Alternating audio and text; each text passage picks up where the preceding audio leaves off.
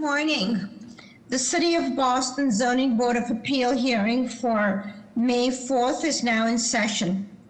This hearing is being conducted in accordance with the applicable provisions of the open meeting law and the executive order of Governor Baker suspending certain provisions thereof due to the ongoing public health crisis.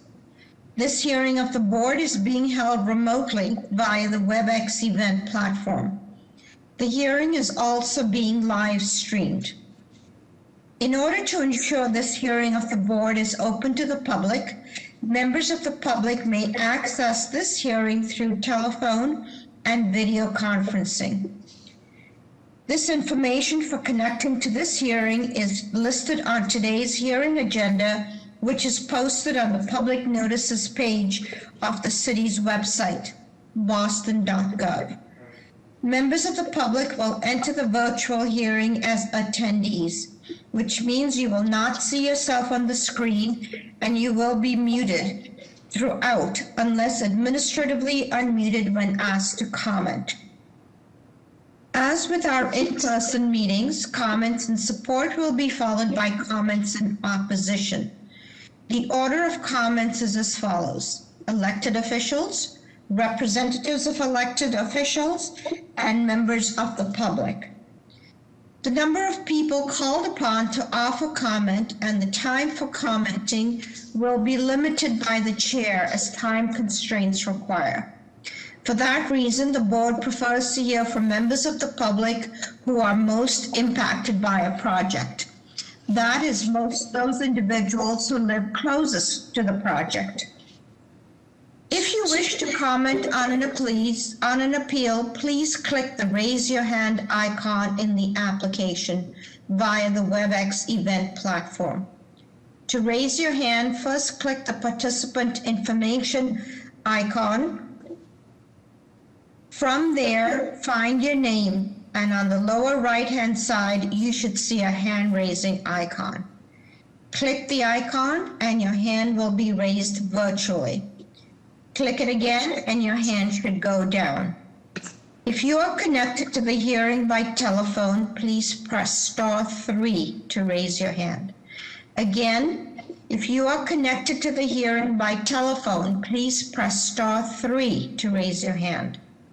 Those called upon to comment will be asked to state their name and address first and then can provide their comment.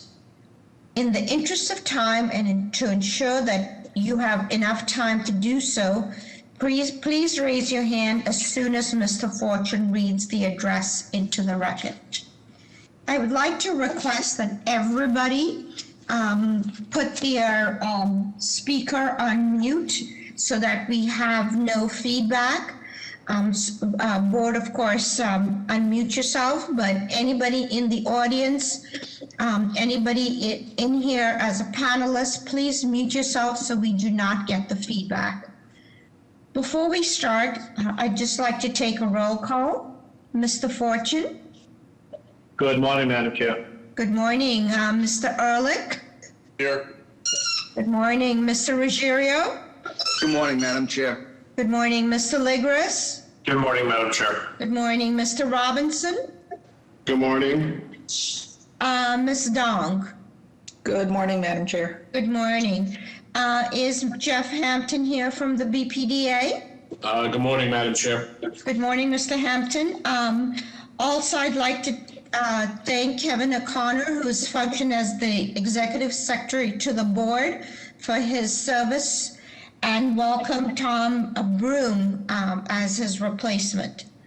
So let's get started. Mr. Fortune.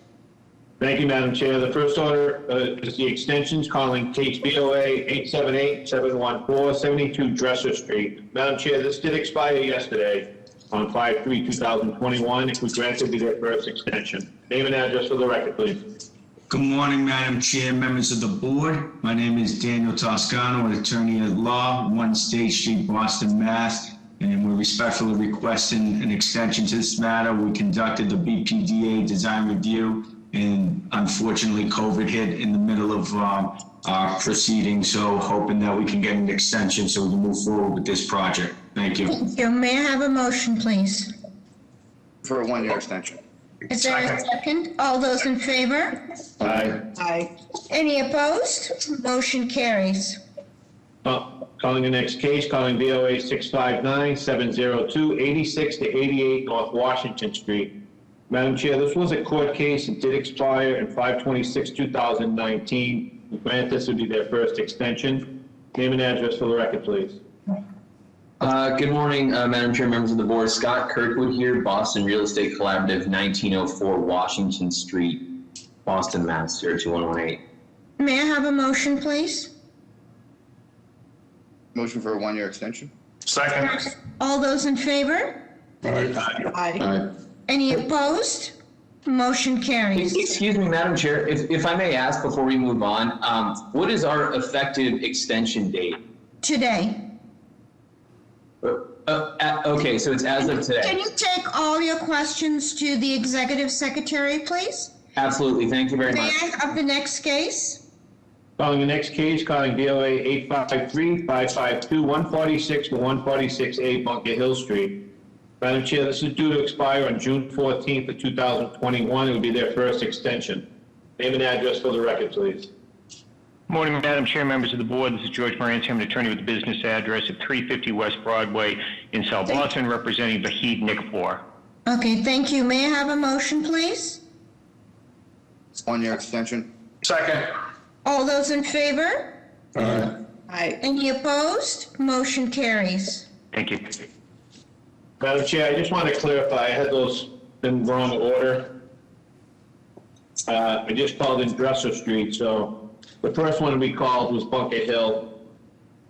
But everything is in order as far as the extensions are concerned. I just pulled Okay. it out of order. So I just want to make sure Mr. Toscano and Mr. Moranci, who represent the owners, are aware of that, and it's on the record as such. Thank you. Yes, Thank you, Madam Chair. Thank you. Calling the next case, the building code, case BOA 116-4272, 119 West Newton. This is a roof deck to be constructed at 119 West Newton. Violations of 9th edition 780 CMR 1011 stairways. 1011.12.2, all stairways used for the roof access to an occupied roof shall be via a penthouse, not a hatch. Name and address for the record, please. Morning, Madam Chair and members of the board. My name is Zachary Shedlock with Hollins Construction, representing 119 West Newton Street. So tell us why you're here. So I'm here, we're as part of our building permit, we've applied to inspectional services for an amended permit to build a roof deck on the building. And as part of our application and design review, ISD came back to us with citing a code violation, noting that the roof access should be through a penthouse, but that's in conflict with the South End zoning bylaws, which do not allow penthouses. And we're proposing an accessible hatch, skylight hatch, to reach the roof deck. And we've also sent this information to the Pilot Block Neighborhood Association, and they had no opposition to that when we sent them Thank that you. information. Mr. Robinson, Yes. any issues with this? Nope. May I have a motion, please? I'll make a motion to support. Is there a second? I'll second. All those in favor? Aye. Aye. Any opposed? Motion carries. Thank you. I'm going to call the 9:30 hearings for deferral and withdrawal. 9:30. 42 Everett Street, Mr. Secretary. I'm sorry, say that again, sir. 42 Everett Street. For the record, calling DOA 117-3987, 42 Everett Street. Name and address for the record, please. Good morning, Madam Chair, members of the board. Richard Lins, 245 Sumner Street, East Boston, on behalf of the petitioner. Madam Chair, I'm well aware of the board's admonitions previously on deferrals. This project was started some time back. It does involve basement units. I understand that the BPDA's recommendation on this is for approval, subject to a proviso that there are no basement units. That will require us to go back and look at the programming for this building. I also understand the Mayor's Office of Neighborhood Services is not supporting this. We'd like to use that time to update these plans and come back with a project that is a little bit more acceptable to the board. May I have a motion for deferral? So moved. Is there a second? Second. All those in favor? Aye. Aye. Any opposed? How much time do you think you need? I assume we're giving deferrals out to July, Mr. Secretary? We can go into July 13th, or later if you need to. If there's something sooner, I think we can get it done, but if July 13th is it, then it is. Well, we have a couple that are open for the 22nd and the 29th, but as to the chair's question, whatever is comfortable. June 29th could work, I believe. All right, so we'll do June 29th at 12:30. Thank you very much. Are there any other, I'm sorry, motion on the deferral? Sir, so no, we've gotten the motions all in place. Any other deferrals? Sorry. Hearing none, Madam Chair, I'll call the first case. Calling BOA 1172896, 34 Cottage Street. This is a change of art from an existing 4-unit building from a 3-family into a 4-family. The violations, Article 27G, it's in the East Boston iPod. Article 53, Section 8, the 4-family use is forbidden. Article 53, Section 9, the floor area ratio is excessive. Article 53, Section 52, roof structure restrictions. Article 53, Section 56, off-street parking is insufficient. Article 53, Section 9, lot area is insufficient. Article 53, Section 9, the additional lot area is insufficient. Article 53, Section 9, the building height is excessive in stories. Article 53, Section 9, the building height is excessive in feet. Article 53, Section 9, usable open space is insufficient. And Article 53, Section 9, the rear yard is insufficient. Name and address for the record, please. Morning, Madam Chair, members of the board. Attorney Ryan Spitz of Counsel to Adams and Moranci with the business address of 350 West Broadway, South Boston. With me today is James Risling, who is the architect, as well as Karen O'Sullivan, who is the owner. Madam Chair, this is an application for a change of occupancy from a 3-family dwelling to a 4-family dwelling with no work to be performed to the existing footprint of the building. Previously, this building was currently the building is a 3-family with an in-law suite that is within the partial part of the 3rd floor as well as the 4th floor. So again, this is there's all the existing violations were pre-existing here. There was one violation that you will notice that was picked up, which is the building height excessive and the building height between stories and feet. Those 2 violations were picked up due to an erection of a structure on the roof that you'll notice. That structure was put in place for a second means of egress for the safety and the well-being of the tenants. That was done without the knowledge of a contractor pulling any sort of the proper permit. So we're also here today to legalize that, again, just for the safety and the well-being of those tenants to have a second means of egress. Okay, so there's something that tells us here that there was work done without permits. Correct, Can you and that was explain what they were?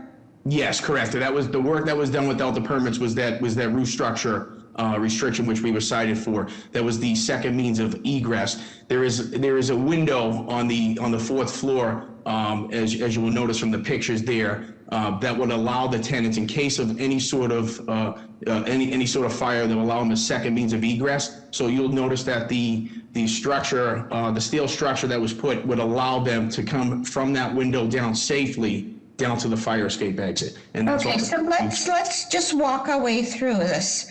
How is this transformation proposed to occur from a 3 to a 4 family?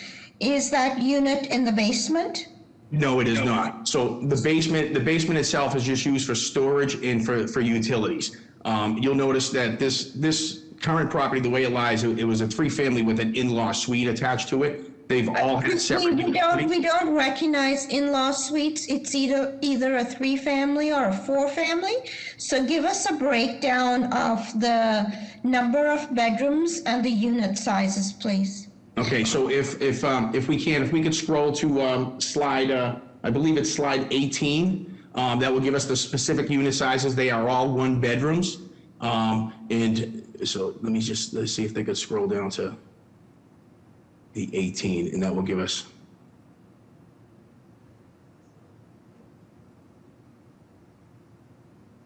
Okay, so please scroll. So the unit area is unit 1 right here. You'll notice that unit 1 is 549 square feet. Unit 2 is 602 square feet. Unit 3 is 530 square feet. And the proposed unit number 4 would be 618 square feet. All of these units already have separate utilities to the units as well. That's why I refer to it as an in-law suite. Okay, how are the plans, Mr. Robinson? Any concerns about that second means of egress? Not specifically, but I do have a question. Is the building's not sprinklered, correct? I'm going to have to defer to, so James Riesling is here with me, accompanying, he's also the architect. Hello, James Riesling of LR Designs, Cambridge, Massachusetts. No, the building is not sprinklered. Okay. Any other questions from the board? So I have a question. This unit 4 at 618 square feet that you're calling the in-law apartment, it is it has a kitchen, bath, everything. I mean, why do you not just consider this a 4-family? What makes that different? Well, that's what that's the change of occupancy now is to a 4-family. Previously, so the owner purchased this building with the way it currently lied back in 2013, and that's how it was always referred to and separated as. As you can see now, I mean, given the close proximity to Maverick train station, the size of that unit number 3 wouldn't need to be double that size, so splitting the units would be perfectly fit for this neighborhood. Well, no, you didn't really answer my question. So essentially, this is changing. It's currently legally a 3 unit, but it functions as a 4 unit. Isn't that correct? Well, the unit number 4 and 3 were affiliated together. So now by legalizing the occupancy from a 3 to 4 will allow them to operate as a 4-family. Oh, so unit 3 and 4 were combined? Correct. All right, but they have separate kitchens and baths and utilities? Yes. Okay, any other questions from the board? One quick question for our architect. Does the 3 to 4 unit trigger any requirements? I took a look at the photos in the presentation, but any requirements for hardwiring? I know there's no sprinkler system, but the fire alarm system? The fire alarm system is hardwired currently. It is, okay. I do have a question about the sprinkler, but I think, we should probably make at least part of the motion. We can address that, Mr. Robinson. Right. We can address that. Is anybody here to speak in support of this proposal? Good morning, Madam Chair and members of the board. Lina Tramelli with the Mayor's Office of Neighborhood Services. We would like to go on the record in support for this proposal. During the community process, this proposal received strong support from the abutters and from Jeffries Point Neighborhood Association. Thank you.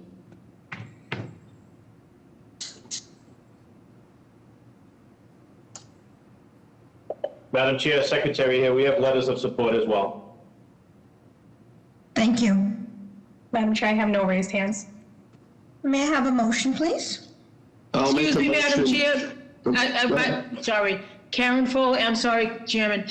Karen Foley, Councilor Sabi George's office would like to go on record in support of this project. Thank you.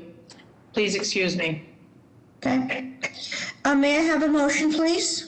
I'll make a motion to support with no building code relief. I'll second that. All those in favor? Aye. Any opposed? Motion carries. Great, thank you. Calling the next case, calling BOA 115-1448, 153 Everett Street. This is to install a deck, framing, install composite decking, and install railings. The violation is Article 27T. This is in the East Boston iPod, and Article 53, Section 52, roof structure restriction. Name and address for the record, please. Dennis Topikov, 153 Everett Street. So tell us, how many units in this building? There's 3 units. So this is a 3-family. Tell us the details about that deck. Yes, so the deck will only be, I personally reside in unit number 3. The deck will solely be for the responsibility of unit 3. This was just a brand new redone building. It turned from a single family into a 3-family. Within the building itself, within my unit itself, the way we're going to access the roof deck is through a staircase that resides in our living room through a head house, and which you can see right there at the top of the screen.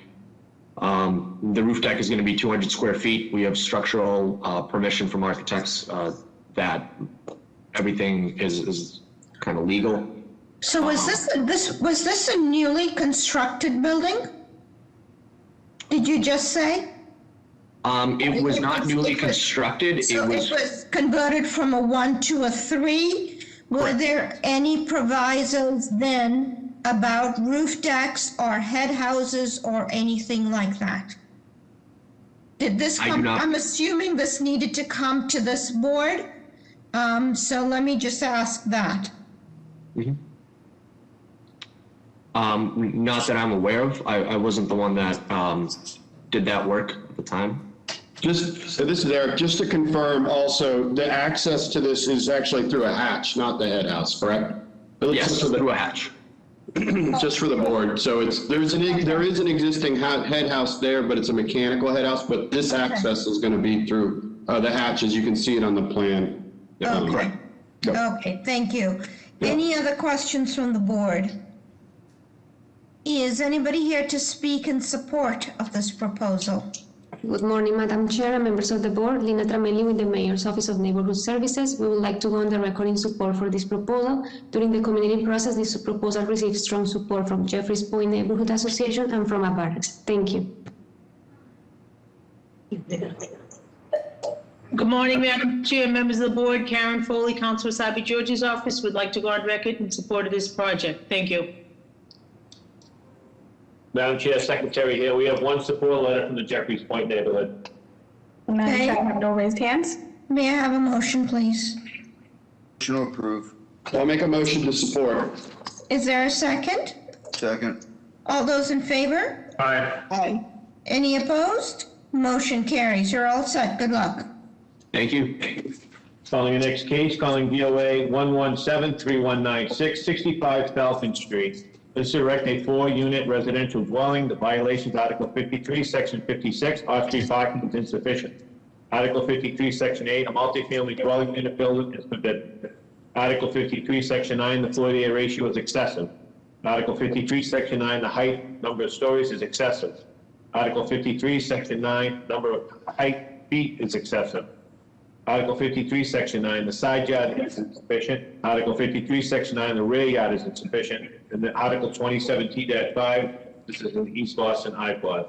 Name and address for the record, please. Good morning, Madam Chair, members of the board. Richard Lins, 245 Sumner Street, East Boston, on behalf of the petitioner, Pasquale Borrachino. Also with me is Adam Gibbons, who is the project architect.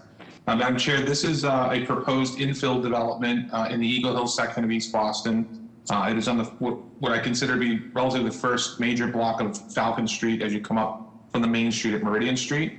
The general character of this area is a mix of multifamily and triple-decker style dwellings. Our proposal is for a 4-unit, 4-story structure on the vacant lot, which you're seeing here in the photo. I would point out that this lot is separately assessed and separately titled. This is not, although there is parking on it, there's parking for area vehicles in the neighborhood, but it is not permitted to be used for open air parking under the inspectional services guidelines. You can go to the next slide, please. Councilor, is the record owner here 65 Falcon Prime LLC? Because I don't see that corporation, that company filed. Yes, Prime LLC is the adjoining property owner, correct?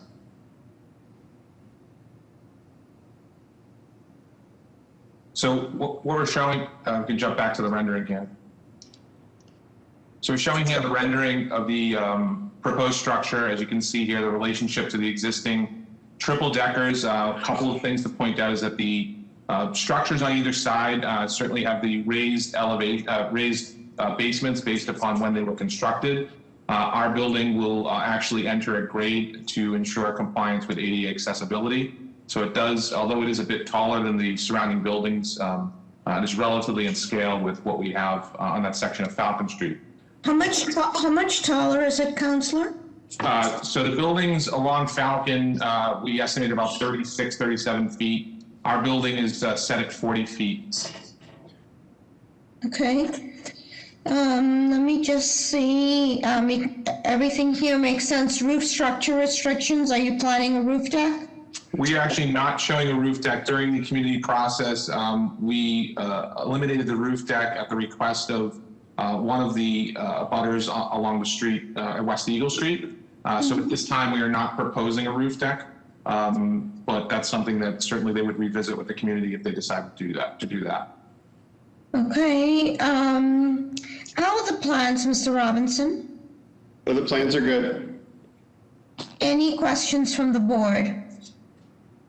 Is anybody here to speak in support of this proposal? Good morning, Madam Chair and members of the board. Lina Tramelli with the Mayor's Office of Neighborhood Services. We would like to go on the record in support for this proposal.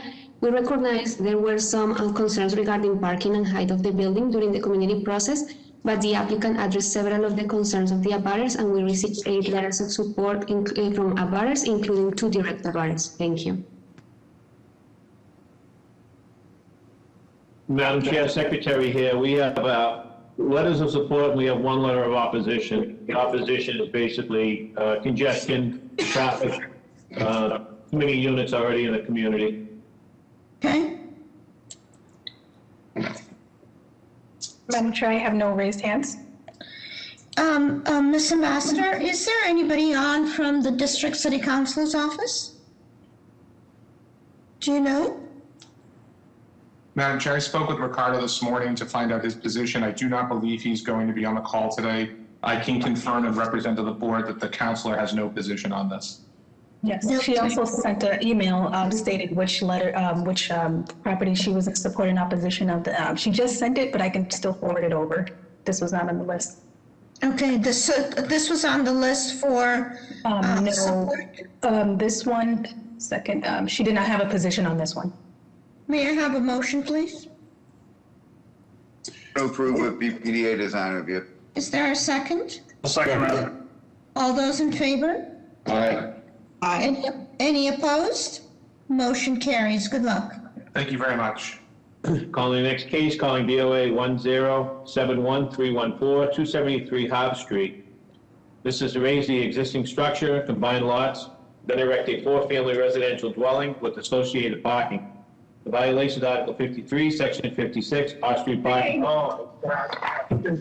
Article 53, Section 56, off-street parking requirements, clear access and maneuvering areas on own lot. Article 53, Section 56, the design of spaces. Article 27T-5, this is in the East Boston iPod. Article 53, Section 8.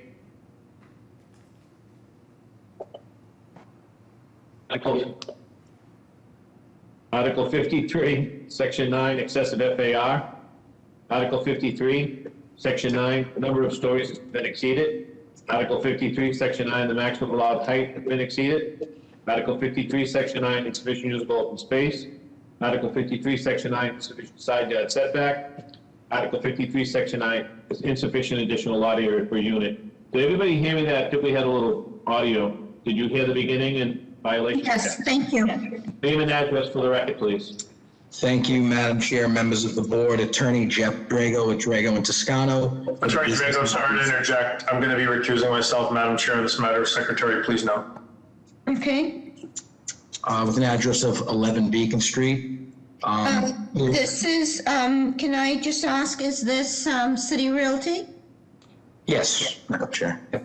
Okay. And with me, I also have Adam Glassman as the architect on record for the project as well. Okay. Can you go ahead with your presentation? Okay, thank you, Madam Chair. As you can see in the photo rendering in front of you, that is the proposal, and we're seeking to combine 2 separate parcels, front to back, and raise the existing structure, outdated structure, and erect a 4-story residential building with 4 condominium units and 3 parking spaces in the rear. Excuse me, Ms. Edwards, can you please scroll through so we can kind of see what it looks like on the lot? Thank you. Go ahead, Counselor. Sure. Currently, there is no parking, but there is a shared passageway between the two buildings. There's 10 feet. That'll be used as our entrance point and passageway to the back parking. The sub-district is a 3F 2000. We have 2,483 square feet in lot size. Our floor plans, just to go over them, are lower level, so there'd be nothing in the basement except common mechanical room. Our first floor would house our main entrance, and our first unit would be ADA accessible by way of lift once you get into the foyer. The unit 1 is a 725 square foot, 1 bedroom, 1 bath. As we go up to the second floor, it's a 975 square foot, 3 bedroom, 2 bath. Third floor, 950 square foot, 3 bedroom, 2 bath. And finally, our fourth floor unit is 1,000 square foot, 3 bedroom, 2 bath. The violations that were mentioned, the use, although it's mixed, there are some other 4s in the area. It is a 3F zone, and we're proposing 4 units. Lot area, so we have 483 square feet of additional space. We would need 1,000 for our additional unit. Our FAR, what's allowable, is 1.0. We're proposing 1.79. Our building height, although it is 4 stories, many of the buildings are elevated, so a lot of them are 36 to 37 feet. We're at 41 feet, 6 inches at our highest point. Councilor, can you jump to the parking so we can understand how the parking is supposed to work? Sure. So there is a existing passageway 5 feet on each side of the buildings. Us and the building next door at 275. You would enter a 10-foot passageway. You would go to the rear of the property. I believe we also in our plan show the parking spaces laid out in the back. And there are 3 parking spaces. They're 8 by 16 foot spaces, so they're compact spaces, but there's currently no spaces on the site now. That's the picture right there, sorry. Okay, yes, thank you. Okay. Madam Chair, Bob D'Amico has spoken on this. Would you like it into the record? Yes, please.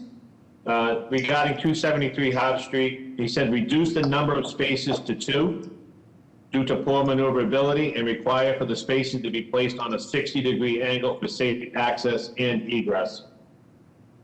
Thank you. What's the parking requirement? So for number of spaces would be 5. We're proposing 3. Parking was not, a huge issue, but it was something the community did ask us in their support. Okay, any other questions from the board?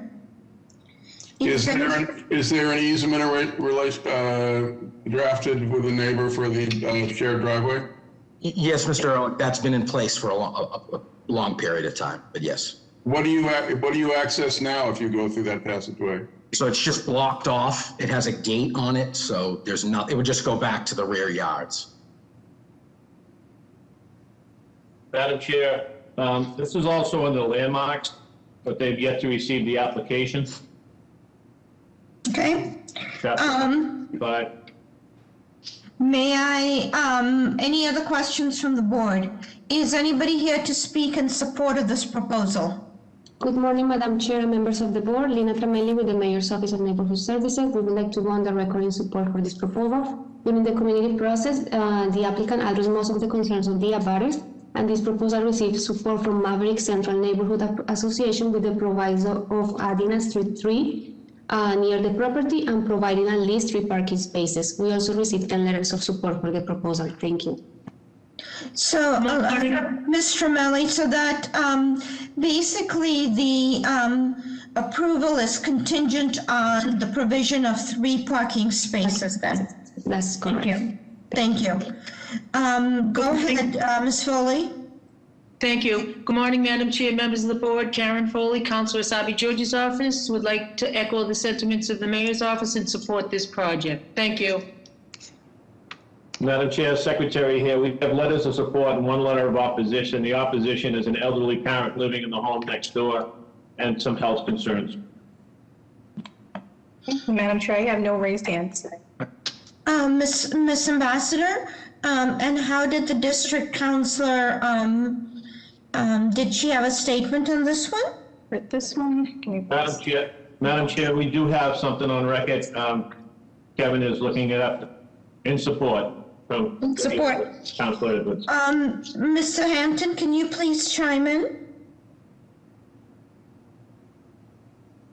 Thank you, Madam Chair, members of the board. Jeff Hampton, Senior Zoning Planner at the BPDA. We recommended denial without prejudice based on the height of the structure and also with the influence that Landmarks hasn't received any Article 85 application yet.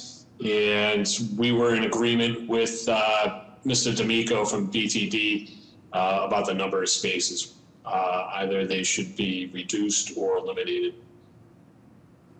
And then, so if we pair that with the notice from Maverick that their approval is contingent on the 3 parking spaces, and we understand that those 3 spaces cannot be provided from the technical expertise from Mr. D'Amico, that's what we should take into consideration as we proceed with our decision.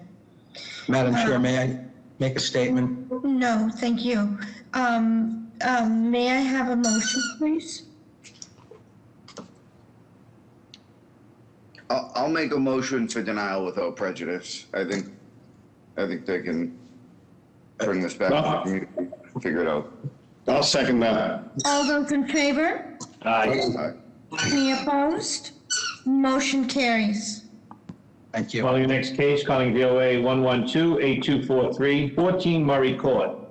This is a spiral stairway on balcony leading to the roof deck and construction of a roof deck. The violation is Article 9, Section 1, reconstruction, extension of a non-conforming building, and Article 53, Section 52, roof structure restrictions. Name and address for the record, please. Hey, this is Dan Griffith and Diana Delacona for 14 Murray Court. And again, as mentioned there, for construction of a roof deck, probably clear on the following slides, but we're the 3rd unit of a 3-unit family condo. This would just be for private use. It's only accessible from the 3rd unit. Make a slight back turn. Okay. How are the plans, Mr. Robinson? The plans are adequate. Any questions from the board? Is anybody here to speak in support of this proposal? Good morning, Madam Chair and members of the board. Lina Tramelli with the Mayor's Office of Neighborhood Services. We would like to vote in the record in support of this proposal. This proposal receives strong support from Abares and from Jeffries Point Neighborhood Association. Thank you. Good morning, Madam Chair, members of the board. Karen Foley, Councilor Sabi Georgi's office, would like to go on record in support. Thank you. Madam Chair, we have one letter of support. May I ask the Griffiths, is this new construction? I noticed that garage door, so I didn't know, is this new construction or not? It is. It was constructed, I want to say construction was completed in March of last year, although we were not involved in the construction of the building. Okay, Mr. Hampton, this should have gone through design review, and there still looks like there's a solid garage door on this. Okay. Our recommendation on this one right now too is also design review. Okay. I mean, I know it's only for a spiral staircase, but if you like, we can take a look at the door. Absolutely. I mean, honestly, this, if it was just completed a year ago, it would have been under design review with our concerns about the garage door, because that's not a new concern. And so we just need to think about that. May I ask the Griffins, who owns the garage door? It's owned by our condominium trust, so it's owned by the 3-unit owners. And according to the drawing that you just showed, is it a solid door as displayed? When you ask if it's a solid door, I'm not sure I understand. It's segmented. Does that? I mean, if I'm standing on the curb cut, am I looking at a wall? Yes. A wall. I am. Okay. Yes. Okay. So if I can ask, I'm sorry, Mr. Griffith. So this was just recently completed? Is that correct? I think I want to say it was March. I want to say certificate of occupancy was, well, no, that's actually not true. It was completed around March of 2020. And then the final certificates of occupancy, I think, for our unit was June of 2020. The only reason why I asked that, Madam Chair, this went to the Board of Appeal, in 2012 for zoning relief to erect a 3-family. It was only for design review. I don't know if it received extensions over the years. I can't find an updated appeal for 14 Marty Court, so I don't know if this was something that has been in the system for 8 or 9 years. And do you know who the applicant was at that time? I'm pulling it up right now. Madam Chair, I can shed some light if that's okay with Attorney Lins. Yes. So Mr. Hampton is correct. There was originally a proposal in 2012 that was abandoned. The board heard this case for the construction of the current building in January of 2016, at which time was approved. The only proviso were BPDA design review and no relief from the building code with respect to 521 CMR. I do not believe, I may be mistaken, but I think the board's heightened concern over transparent doors was not something that was evident back in 2016. I believe that was a bit later. So with respect to design review, I think that was not an issue at the time. And so 16, 17, 18, so did that, and I'm assuming it came in for extensions because the relief is there for 2 years, so they would have to have come in for an extension at least sometime in 18. I believe that's correct, Madam Chair, and I don't have my dates specific, but there was also permit extension acts in effect during that period. So there was some statutory extensions as well. Okay. Okay, so given that information, may I have a motion? Madam Chair, I just need to put on the record, we do have Councilor Edwards in support of this project as well. Okay, may I have a motion, please? Motion to approve with BPDA design review. Second. All those in favor? Aye. Aye. Any opposed? Motion carries. You're all set. Good luck. Thank you. Calling the next case, calling BOA 116-3168, 18R Union Park.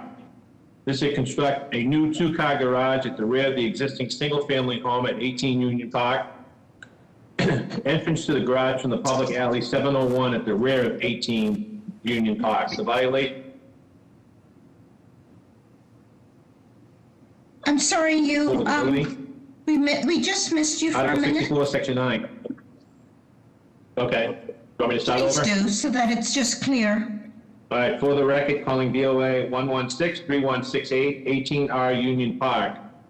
This is to construct a new 2-car garage at the rear of the existing single-family home at 18 Union Park. The entrance to the garage from public alley 701 at the rear of 18 Union Park. The violations, Article 32, Section 4, this is G-Code applicability. Article 64, Section 9, the dimensional regulations, accessory building. Article 64, Section 36, off-street parking and loading design size, and Article 64, Section 37.4, the rear yard setback, a 4-foot minimum. Name and address for the record, please. Good morning, Madam Chair, members of the board. Mark Lacasse, Lacasse Law, 75 Arlington Street in Boston. I am the attorney for the homeowners, Laura and Andrew Copans. If we could go back a couple of slides, please, Madam Ambassador. Sure thing. Okay, so this is the front of the home on Union Park. The garage is proposed for the rear, which is along Public Alley 701, which is a very similar condition that exists behind most of these row houses. Next slide, please.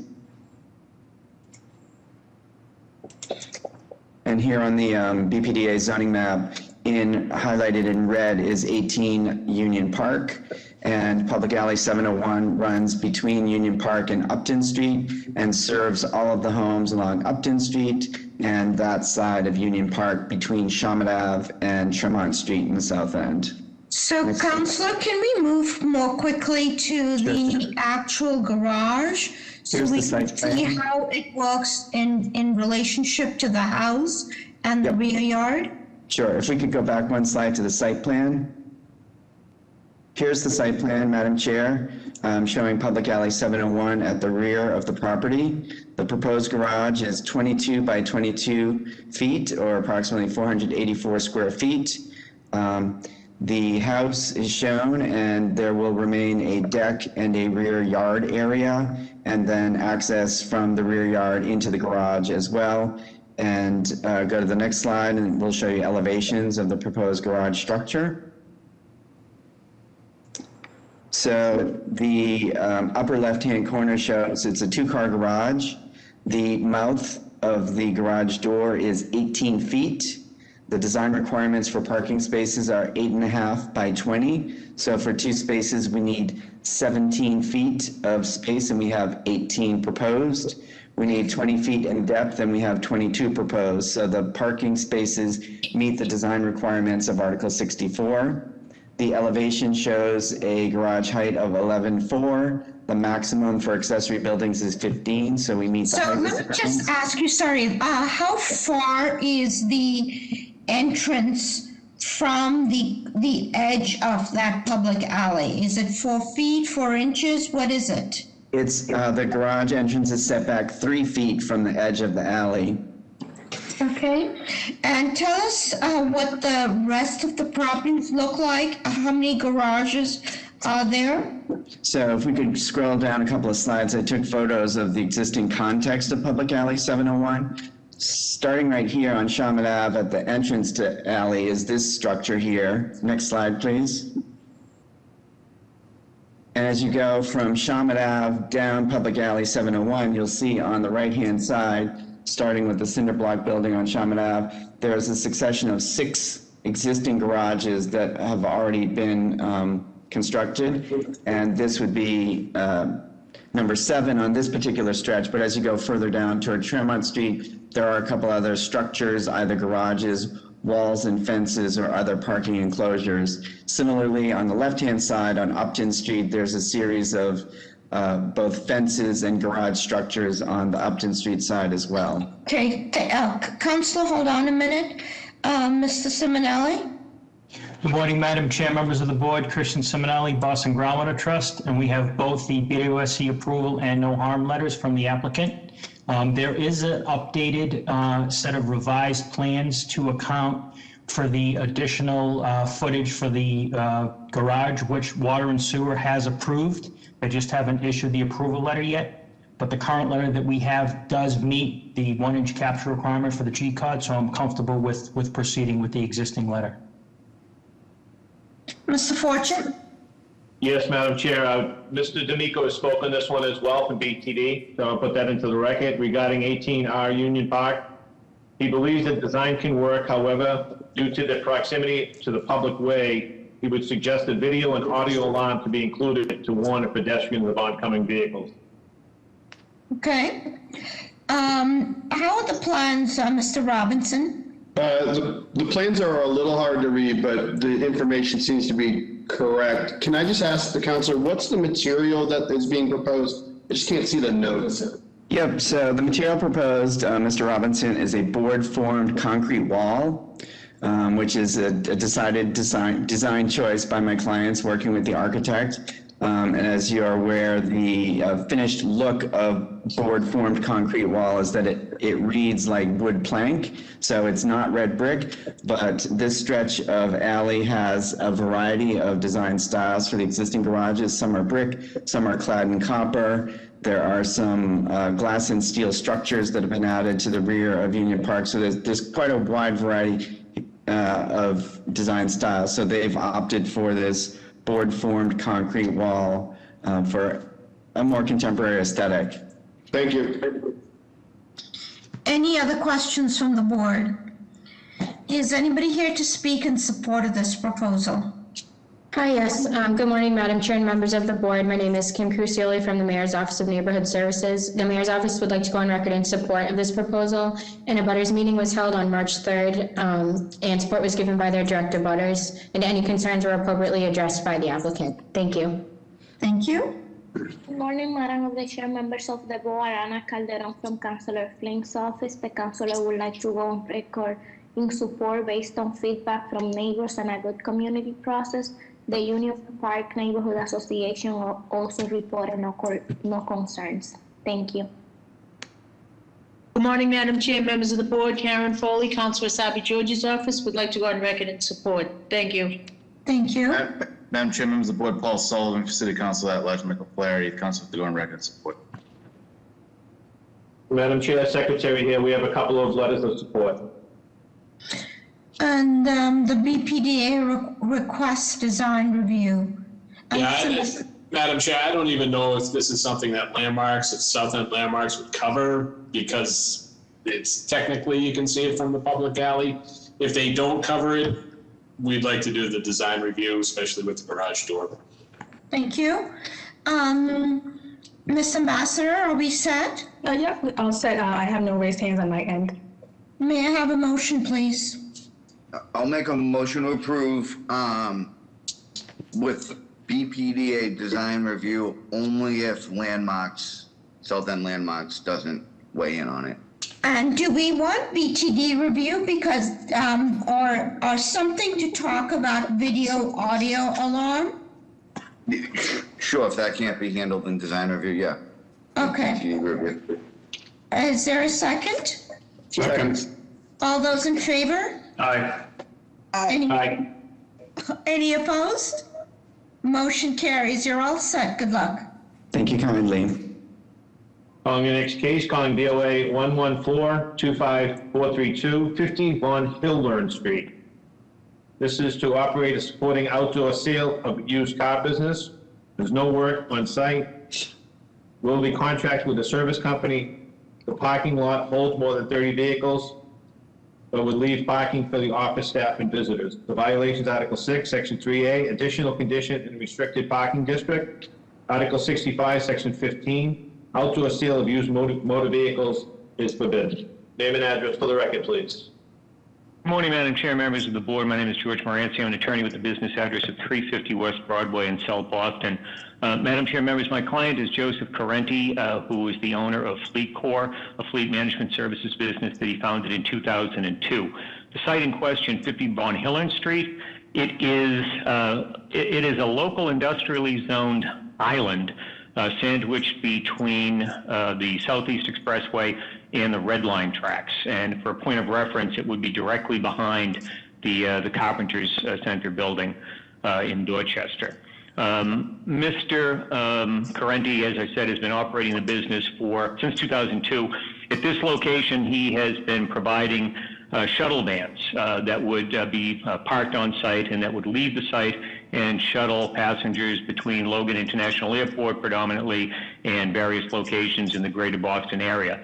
As can be imagined, his business was decimated during the pandemic. What he would like to do now is change the operations of the business from storing these vans on site and running the shuttle business from the site to selling shuttle vans to end user buyers.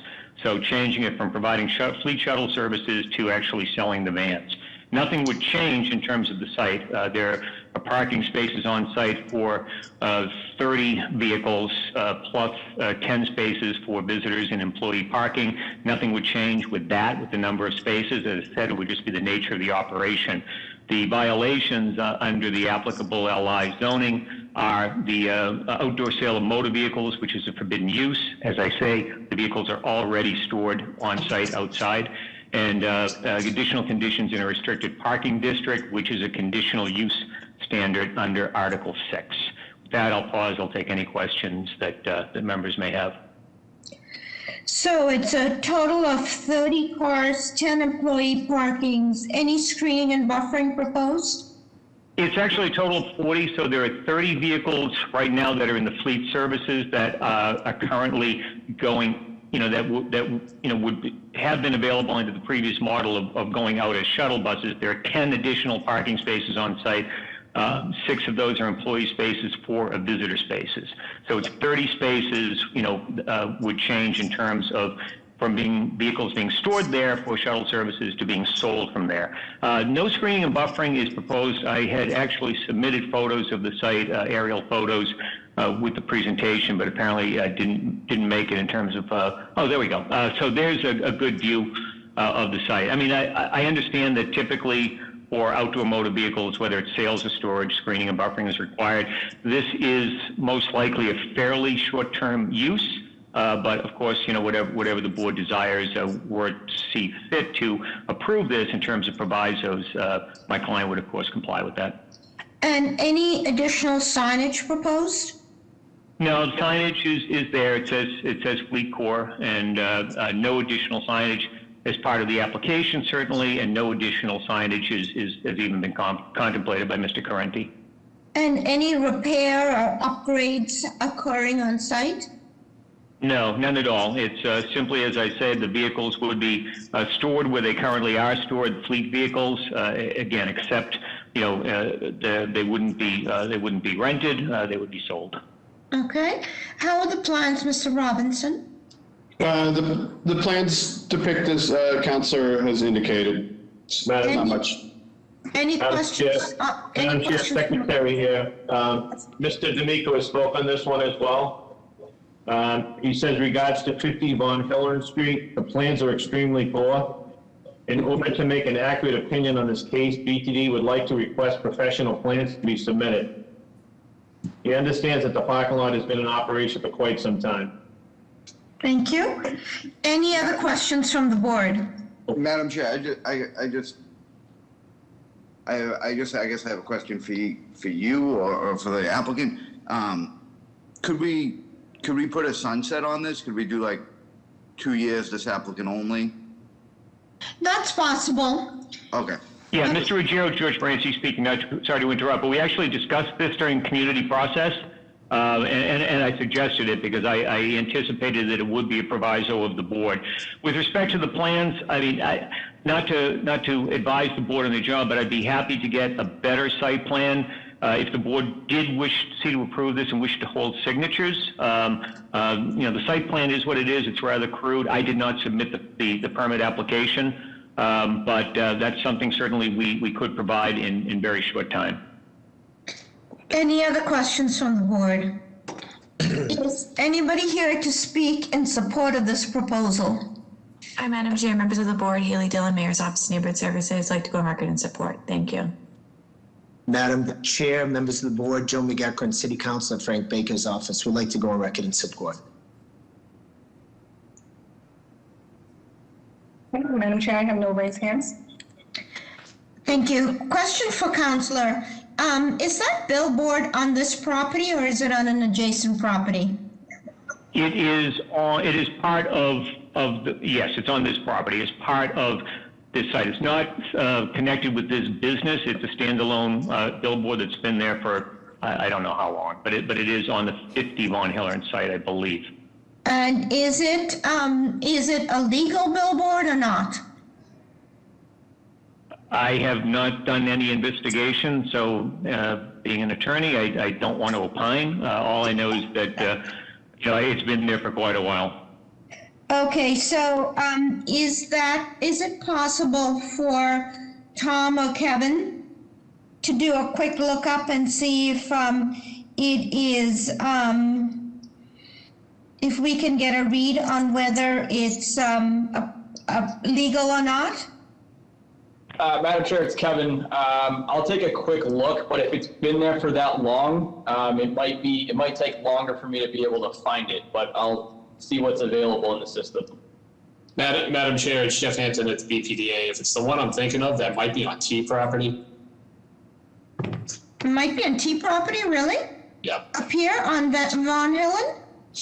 There's one down at the opposite end. Is that the one you're speaking of? I noticed the view from the building looking, can you please, Miss Edwards, right on the right-hand side, it looks like there's a billboard right at the end of the property there. On the right, yeah. And so that's the one, it looks like it's on this property. It doesn't look like it's on T property. If you go to the, looks like the site plan, maybe two more, next page down, you can see it looks like it is on the, that's it right there depicted. It looks like the property line kind of pushes off the page up there, so it's a little unclear, but. Okay. For some clarity, Madam Chair, George Moran, the reason I don't know is Mr. Correnti doesn't own the land, but I actually do represent the person who owns the land. That person purchased it, I think, just last year. So, I don't have any long-term experience with this as a site. As I said, my belief is that the billboard is on the land that's owned by my client, on which Mr. Corenti, his business exists, where he rents from my client. But I don't have any information on the billboard, except I just know from experience that it's been there for a very long time. Okay. Because we do know that there have been some billboards that have been up for a long time, but have just been not legalized in any way. So, okay. So may I have a motion, please? To make a motion to approve with the following proviso for this applicant only in 2 years, for 2 years. And then can we do pending verification on the billboard? Yep. Put that in there. I mean, Are the two connected though? This is George Moranci. I don't understand if they are connected for zoning purposes.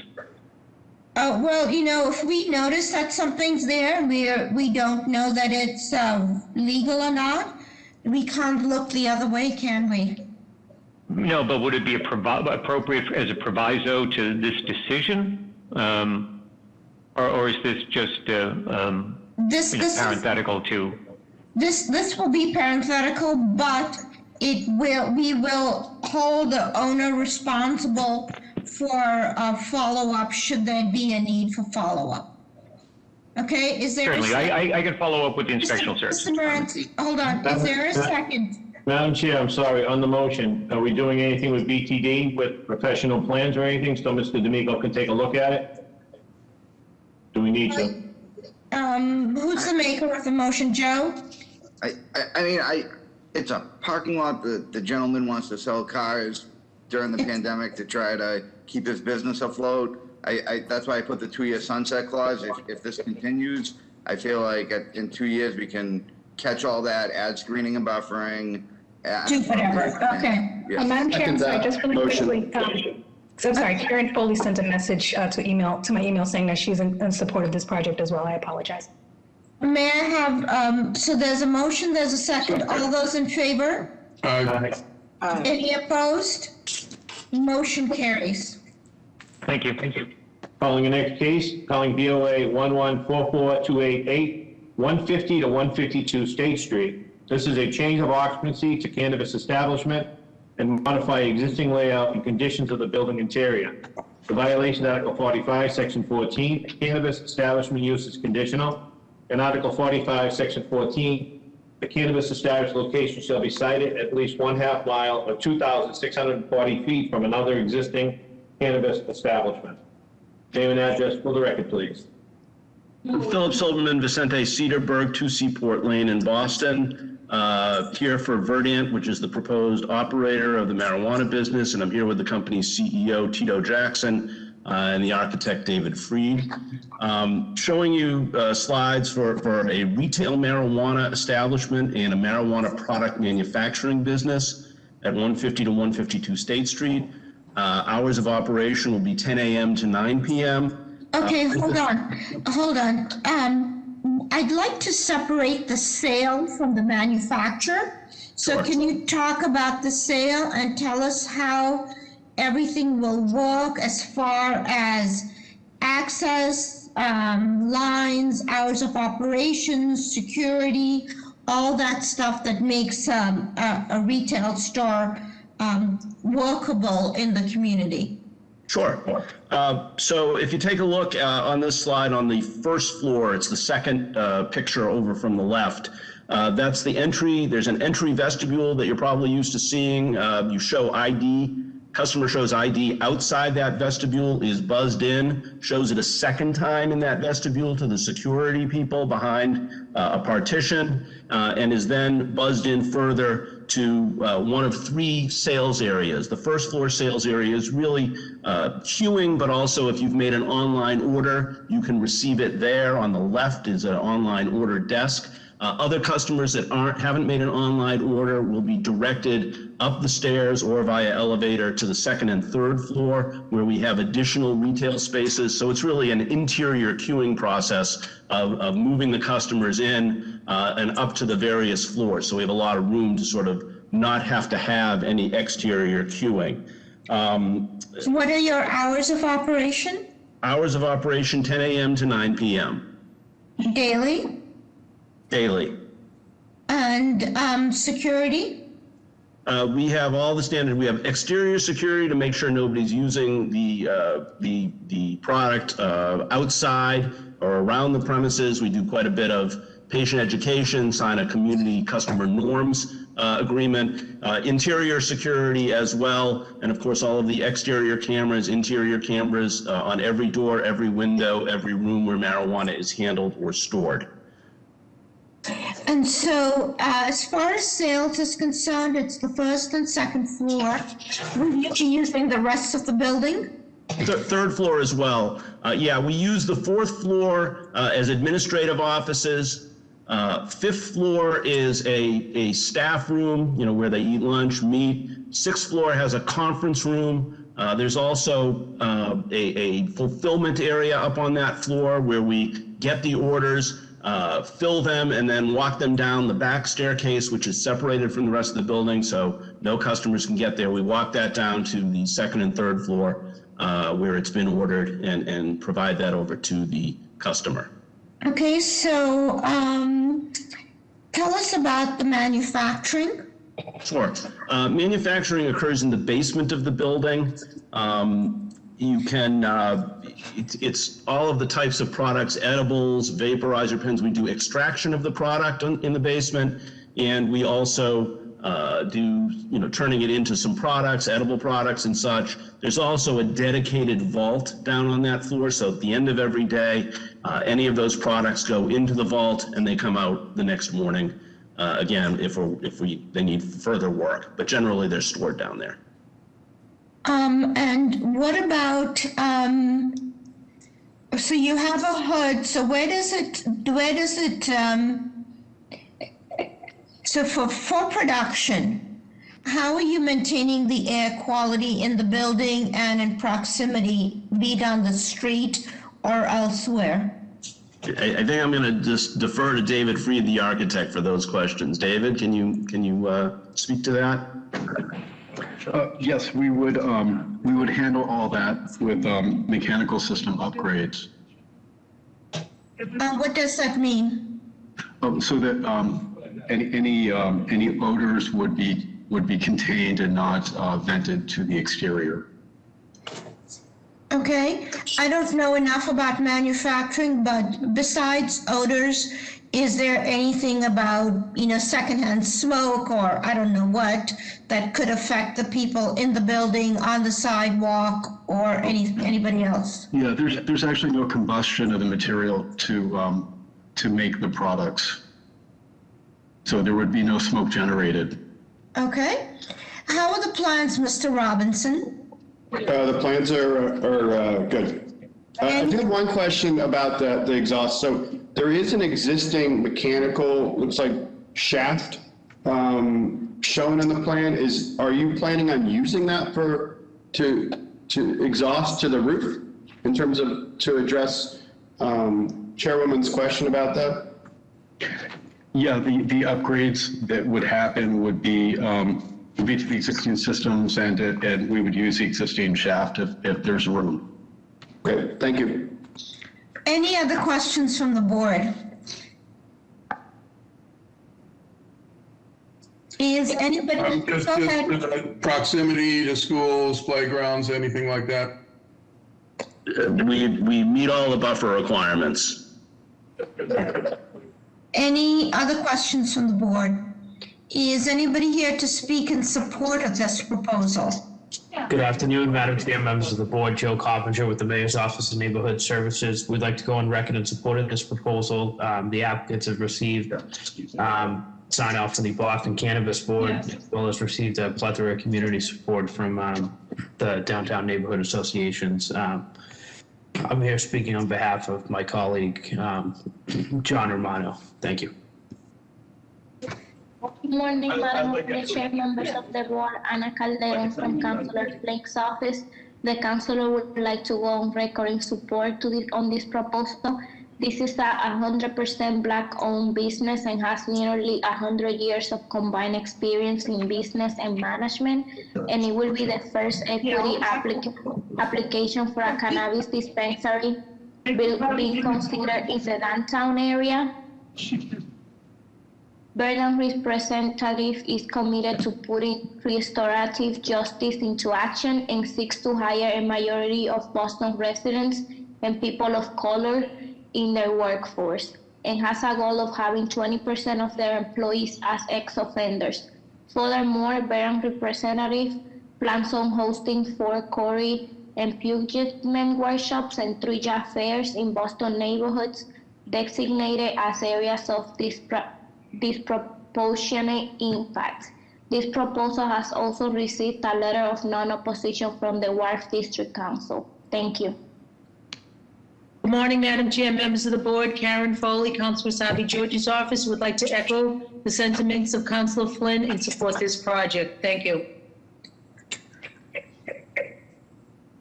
Madam Chair, Secretary, here we have support letters as well. And Madam Chair, I have no raised hands. Thank you. Mr. Jackson?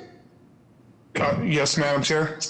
Can you please put your name and address on the record, just because that's our policy? And just talk to us very, very briefly about your hiring practices. My name is Tito Jackson. I live at 37 Schuyler Street, Dorchester, Mass. 02121.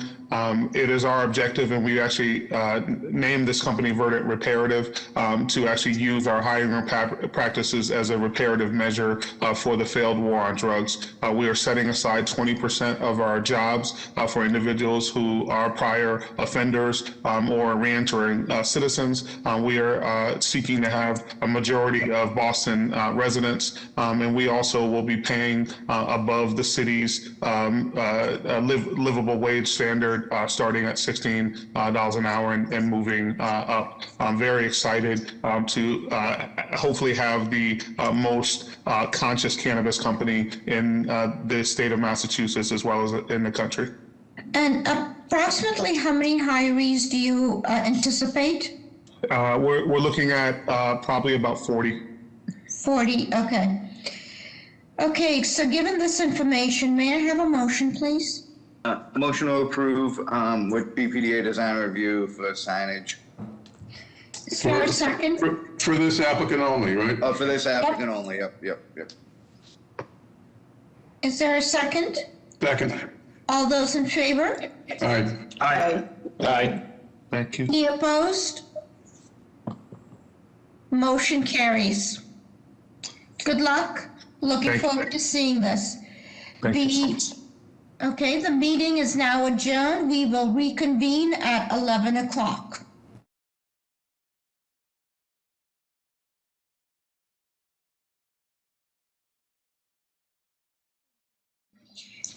Good morning. The City of Boston Zoning Board of Appeal hearing for May 4th is now in session. This hearing is being conducted in accordance with the applicable provisions of the open meeting law and the executive order of Governor Baker suspending certain provisions thereof due to the ongoing public health crisis. This hearing of the board is being held remotely via the WebEx platform. This hearing is also being live streamed. I will just summarize what all this says is that if you're here to speak and give testimony, please raise your hand as soon as the case is called, so that you have a chance to make sure that everything is working, because, and if you feel that your hand is not raised, please send a note to us via the chat. If you're connected by telephone, please press *3 to raise your hand. Just let me repeat that. Please press *3 to raise your hand. As the ambassador was saying, it does not hurt for you to also send us written testimony or written information for the record. As we do at the beginning of the day, I will take attendance so that we and everybody in the audience is aware of who the board members are. Mr. Fortune? Still here, Madam Chair. Excellent. You haven't abandoned us. Not yet. Okay, Mr. Ehrlich? Here. Mr. Ruggiero? Still here, still morning. Okay, Mr. Ligris? Good morning again. Mr. Robinson? Ms. Dong? Present. Excellent. Mr. Robinson? I'm here. Thank you. Good morning. Okay, looking at plans, okay. And then the executive secretary, Mr. Broom? Hello, Madam Chair. And Mr. Hampton? It's a fine here. Okay. And of course, we know Ms. Edwards is here with the plans. Okay, let's proceed. Going to call the 11 o'clock hearings for deferrals or withdrawals only for 11 o'clock. Address, please. Do we have any deferrals or withdrawals? Hearing none, I'll call the first case, calling BOA 117-6325, 270 to 272 Paris Street. This is a proposed 3-story addition above an existing garage for 8 new residential units and roof deck. The violations, Article 27G, this is in the East Boston iPod. Article 53, Section 56, off-street parking and loading. Article 53, Section 9, the lot area is insufficient. Article 53, Section 9, the floor area ratio is excessive. Article 53, Section 9, the building has excessive in stories.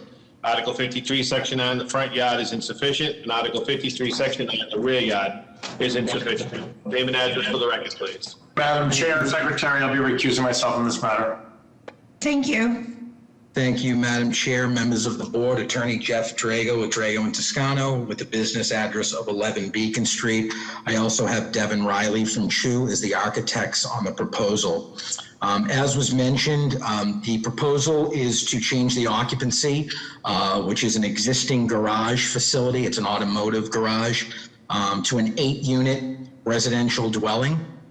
And that would have 13 parking spaces. And this would also include, that's a front picture of the existing conditions. Also to erect a 3-story addition. We are keeping the existing structure and building on top and refurbishing it, and to renovate the building. The zoning sub-district in this area is 3F 2000. Our lot size is one of the larger at 6,426 square feet. We are proposing, as we go through the project, if we can pull up the plans just to go over the layout, the first or lower level, because there's a below level grade, and that is entered, that would be for parking and storage. That is entered through an existing curb cut on the right-hand side of the building. That would have unit storage for units 1 through 3. That would house our elevator shaft, sprinkler room, bike storage, and would have 7 parking spaces. And that would be accessed again through the side curb cut that's existing. The first floor would have our main entrance to the building, the residential entrance, and would have unit storage for units 4 through 8. That is also an existing curb cut. There would be access through a garage door that would bring you right at grade, and that would also house an additional 6 parking spaces. As we go up to the second floor, unit 1 is a 1-bedroom, 1-bath, 761 square foot unit. Would also house unit 2, which is a 2-bedroom, 2-bath with a deck at 1,149 square feet. Would house unit 3, which is a 1-bed, 1-bath with a deck at 780 square feet. And then unit 4, which is a 2-bedroom, 2-bath with a deck at 1,203 square feet. As we go up to the third floor, We recessed that third floor back. We're pulled 12 feet from Paris Street.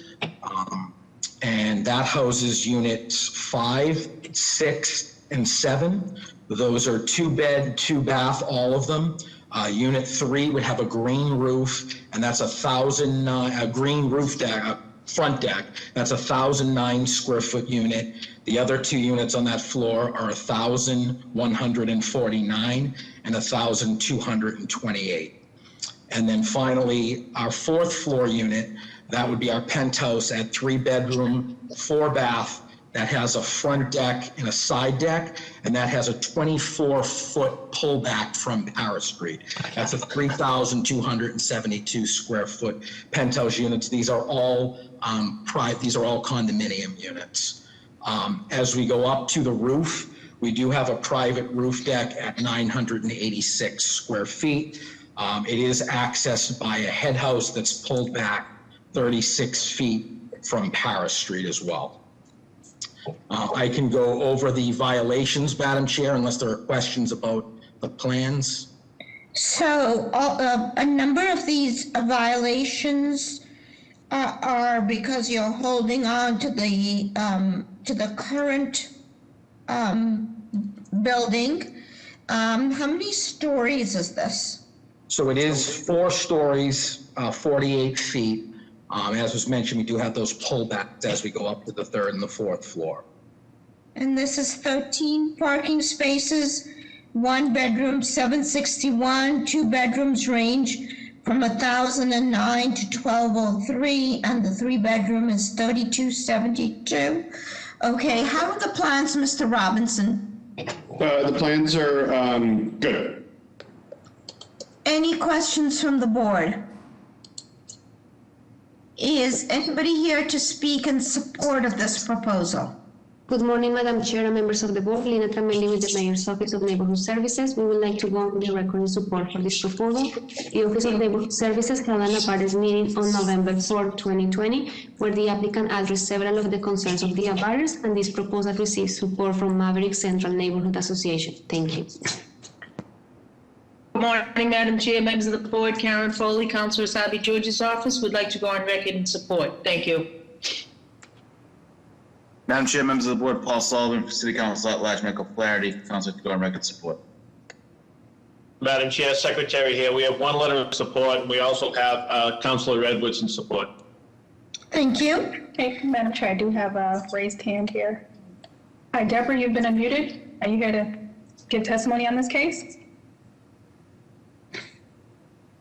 Okay, then I have another person that sent me a message. Hi, Kendra, you've been unmuted. Are you here to speak in support or opposition for this case? Oh, okay. Hi, sorry, I'm speaking for a project later. Okay, sorry, thank you. Okay, Madam Chair, I have no other raised hands. Given that information, may I have a motion, please? I'll make a motion to support the BPDA design review. Thank you. Second. All those in favor? Aye. Any opposed? Motion carries. May I please ask everybody but board members to mute themselves so we do not get echoes or other random sounds? Thank you. Thank you. Calling the next case, calling BOA 113-34922 Putnam Street. There is a companion case with building code BOA 113-35442 Putnam Street. This is the change of occupancy from a 3-family to a 4-family, constructing a new 3rd-story addition for the 4th unit and proposed roof deck. Proposed 1 off-street parking. The violation of Article 10, Section 1. Limitation of off-street parking shall not be located less than 5 feet from the side lot line. Article 27T-5 to the East Boston iPod. Article 53, Section 8, a multifamily dwelling use is forbidden. Article 53, Section 52, roof structure restriction. Article 53, Section 56, off-street parking is insufficient. Article 53, Section 9, the floor area ratio is excessive. Article 53, Section 9, the building height is excessive in stories. Article 53, Section 9, the building height is excessive in feet. Article 53, Section 9, the front yard is insufficient. Article 53, Section 9, the side yard is insufficient. Article 53, Section 9, the rear yard is insufficient. And Article 9, Section 2, change in the non-conforming use. This is for building code. This is the change of occupant from a three-family to a four-family, constructing new third-story addition for the fourth unit, proposed roof deck, and one off-street parking. The violations, the ninth edition, 780 CMR 705, exterior walls. 705.8.1, allowable areas of openings. The maximum area of an unprotected and protected openings permitted in an exterior wall in any story of the building shall not be exceeded in the percentages specified in the table 705.8. Name and address for the record, please. David Choi, on behalf of the owner of 2 Putnam Street. Thank you, Mr. Choi. Is this project going ahead as a 3 to a 4 family? Yes, Madam Okay, Chair. as is our usual process, can you address the building code violation first? Are you still requesting this? You still have a request in for relief on building code? It is my interpretation on the building code that the additional 3rd floor on top will not be putting any windows along the side of the building that is less than 3 feet, which on this plan is the upper part of the floor plan. So we're not putting in any new windows on the side that is adjacent to an existing building. So that means, does that mean then, I don't want to put words in your mouth, but does that mean that you are not requesting building code relief? There was a unclarity as to if the building code applies to the existing windows on the 2nd, 3rd, and the lower unit. It wasn't very clear as to whether the decision to interpret that from the ISD was because there are existing windows on that side. There are existing windows not on the street side, but on the side that's adjacent to the building on Condor Street. So I guess my question for you is, are you going to request building code relief or not? I'm going to request a building code relief on the existing, in the existing units along the Condor Street side, yes. Because it does talk about the maximum area of unprotected and protected openings permitted in an exterior wall in any story of a building. So I'm assuming that then you're asking that you would need the relief. Mr. Robinson, I will toss this to you. Any thoughts on this matter? I agree, because he is not proposing any windows on the addition, so clearly that's not the trigger. It is the existing condition that appears to be triggering this situation, and I would prefer to defer that to the state for their assessment through the BBRS. So this is a motion then for denial? I would make a motion for denial for the building code relief. Is there a second? Second. All those in favor? Aye. Aye. Any opposed? Motion carries. So Mr. Choi, can you please go back to the request then to change the occupancy from a 3 to a 4 family? Yes, Madam Chair. Currently, the site is a 2F2000 zone with an existing 3-family. The lot size is 1,562 square feet. The existing living area is 3,483 square feet. Currently, there are, as you can see in the existing condition photo on the left, 2 levels, first floor, second floor, and then a lower level basement unit. So the building comprises of 3 units. The proposed area total would be 4,654 square feet, adding a 3rd floor. And the existing FAR currently is 2.2, and we're going to propose for an FAR of 2.5. In terms of the height, when the height of the building is measured from the highest point of the grade, it is less than 35 feet, 32 feet 4 inches measured from average grade. And the difference between this proposal and the earlier proposal was that we're not adding a back deck, but rather just a roof deck access from the 3rd floor unit, exclusive to the 3rd floor.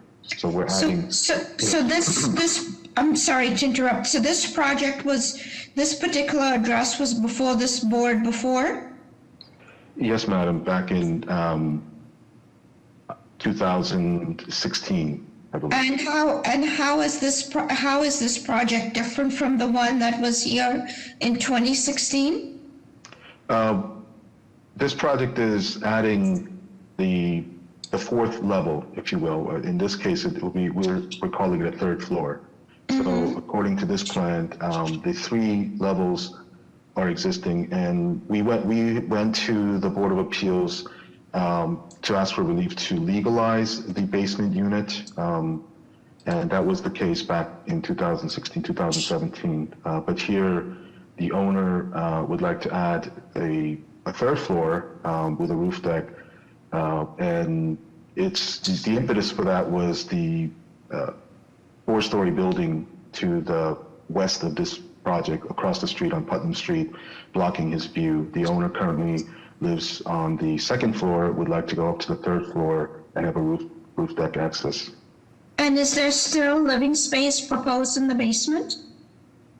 The basement area would remain as is. And what is as is? It's an existing unit that's in the basement, madam.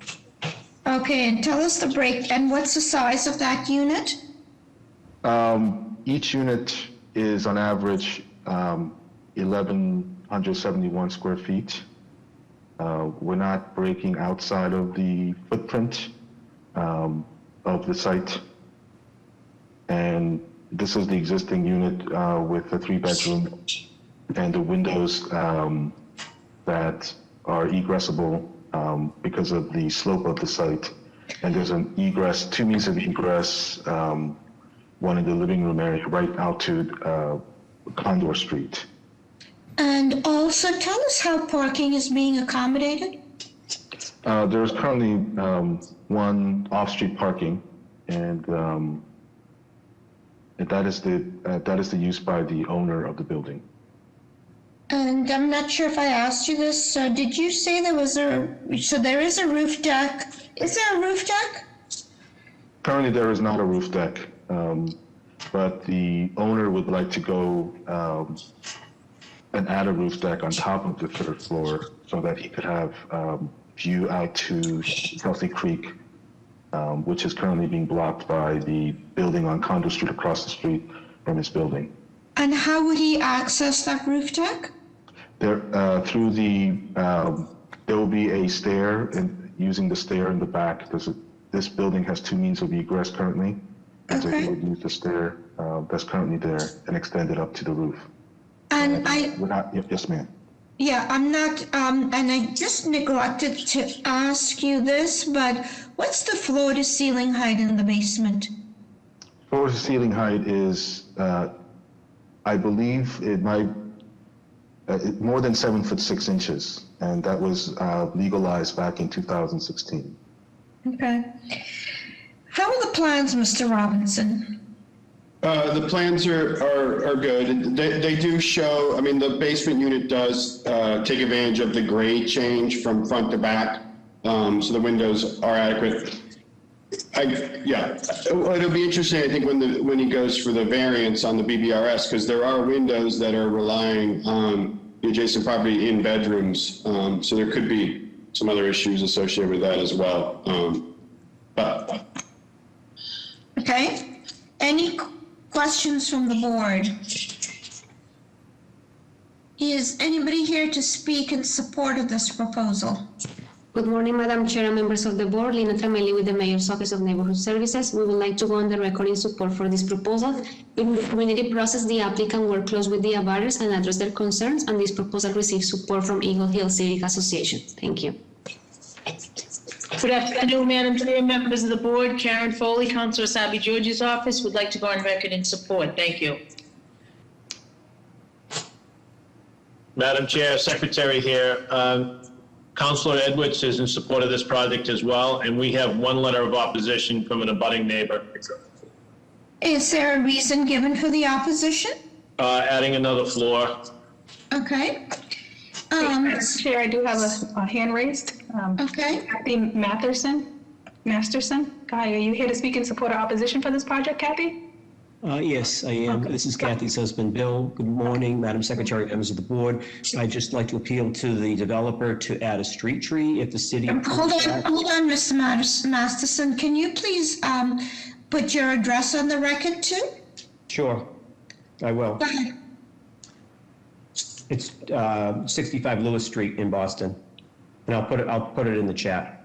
Are you in East Boston? East Boston, yes. Okay, yep. cool. Okay, go ahead. So you're requesting a street tree? Yes, if the city allows it, there's plenty ample space on the front and the side of the building for at least one street tree. So I'd like to be able to ask the developer a commitment and a proviso to be able to include a street tree, at least one street tree in this project. Thank you. Madam Chair, I have no additional raised hands. Given that information, all that information, may I have a motion, please? Mr. Secretary, can I ask a question? In the opposition, what is the address of the opposition? It's, Mr. Robinson, it's 8 Putnam. It is 8 Putnam, okay. That's the rear abutter. That's correct. Okay. Thank you. You're welcome. I'll make a motion to approve with BPDA design review and with a particular focus on landscaping. And I'll second that. Okay, hold on. Can we also request no buildings code relief? We already did. We already did because we denied the... I know we denied it, but I just want it to be put in the formal record for this project. Okay? Okay. Is that okay? Is there a second? Second. Well, can I ask a clarification? So if the BBRS does weigh in and approves, they will grant relief. So there will be relief granted through the BBRS, which is what we're recommending. So that there will be relief. But Okay, I get it. Yes, okay, you're right. So it would be approval with design review for landscaping. Is there a second? Yeah. Second that motion. All those in favor? Aye. Any opposed? Motion carries. Calling the next case, calling BOA 116-1114, 116 London Street. This is a change of use from a 2-family dwelling office to a 4-family dwelling, also to erect a 4th-story addition onto an existing building and renovate. Constructing new exterior egress stairs, violations Article 25, Section 5. This is in the flood hazard district. Article 27T-5, it's the East Boston iPod. Article 53, Section 8, a multifamily dwelling is forbidden. Article 53, Section 9, the lot area for addition dwelling units is insufficient. Article 53, Section 9, the floor area ratio is excessive. Article 53, Section 9, the building height is excessive. Article 53, Section 9, the building height number of stories is excessive. Article 53, Section 9, the usable open space is insufficient. Article 53, Section 9, the rear yard is insufficient. Article 53, Section 52, roof structure restriction. And Article 53, Section 56, off-street parking is insufficient. Name and address for the record, please. Thank you, Madam Chair, members of the board. Attorney Jeff Drago with Drago and Toscano with the business address of 11 Beacon Street, here on behalf of the applicant Thomas Walsh, and I also have Adam Glassman as the architect on record. The proposal, as was mentioned, is to change the occupancy from a 2-family and an office on the 1st floor to a 4-family residential dwelling. Just to point out that before my client purchased it, it had been used as residential. It just was never properly changed. We are also proposing to erect a 4th-story addition. And as you can see in that picture, if you go one up, it matches the buildings all along the right in height. If we go up one more, that shows the existing condition, members of the board, and this shows the infill. What it does not show is we are going to completely renovate the exterior and interior of the building. This particular zoning sub-district is a 3F 2000. Our lot size is 1,800 square feet. As we go through the floor plans, the basement, it isn't a flood district. We are not proposing anything in the basement, no livable space. It would be used for storage, utility, and mechanical space. 1st floor would house Unit 1, and that is a 2-bedroom, 2-bath at 1,070 square feet.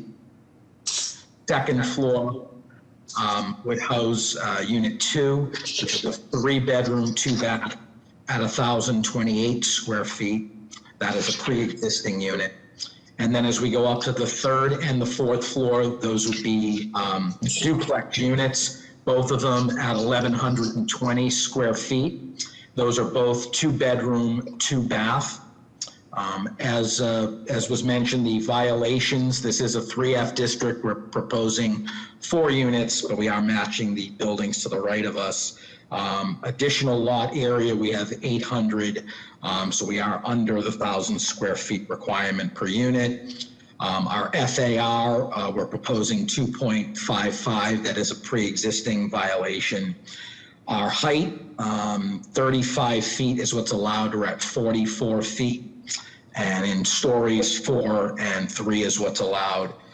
We're not changing the contours of the building. We're not taking it down or raising it. So our open space remains at 493 square feet total, and 300 square feet per dwelling is required. Our rear yard is pre-existing. So hold on a second. Is there anything proposed for the roof?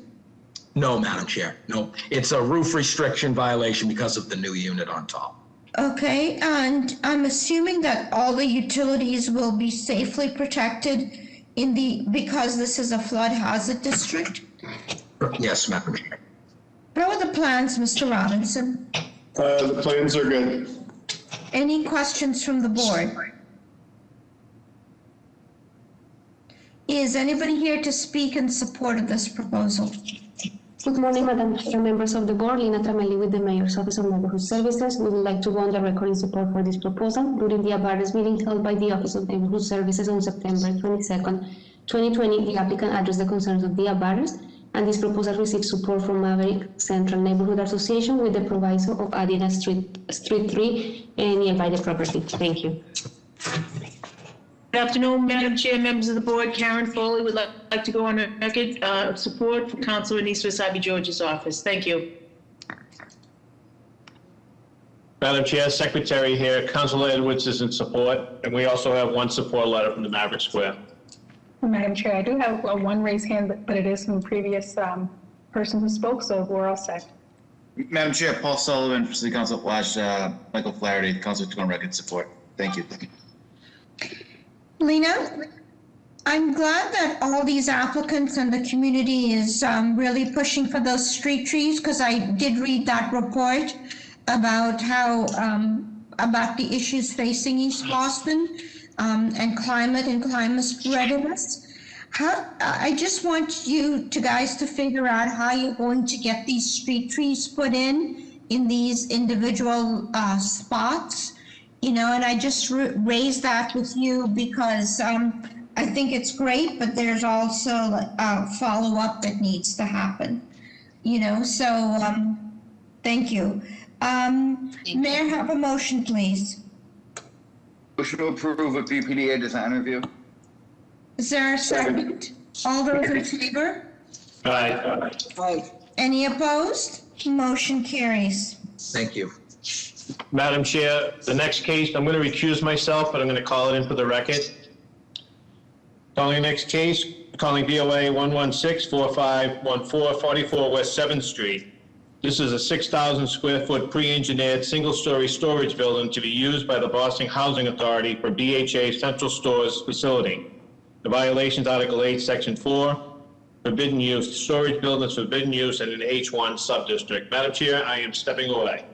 Thank you. Is there anybody here representing the project? Yes, my name is John Harding with the Community Builders. Dana Dilworth, representing the Boston Housing Authority, is also here, but he has been having trouble getting onto the WebEx platform. This is a storage building. We are partnering with the Boston Housing Authority to work on this. It is a replacement storage building of another existing storage building that's at 125 Amory Street in Jamaica Plain currently. This transition allows us to open up 125 Amory for additional development that I believe went before the board back in 2018. We have worked with the local Boston Housing Authority project that is surrounding this area, and I've gotten a letter of support from their tenant task force. And now I'm going to hand it off to our project architect, Kendra Halliwell from ICON.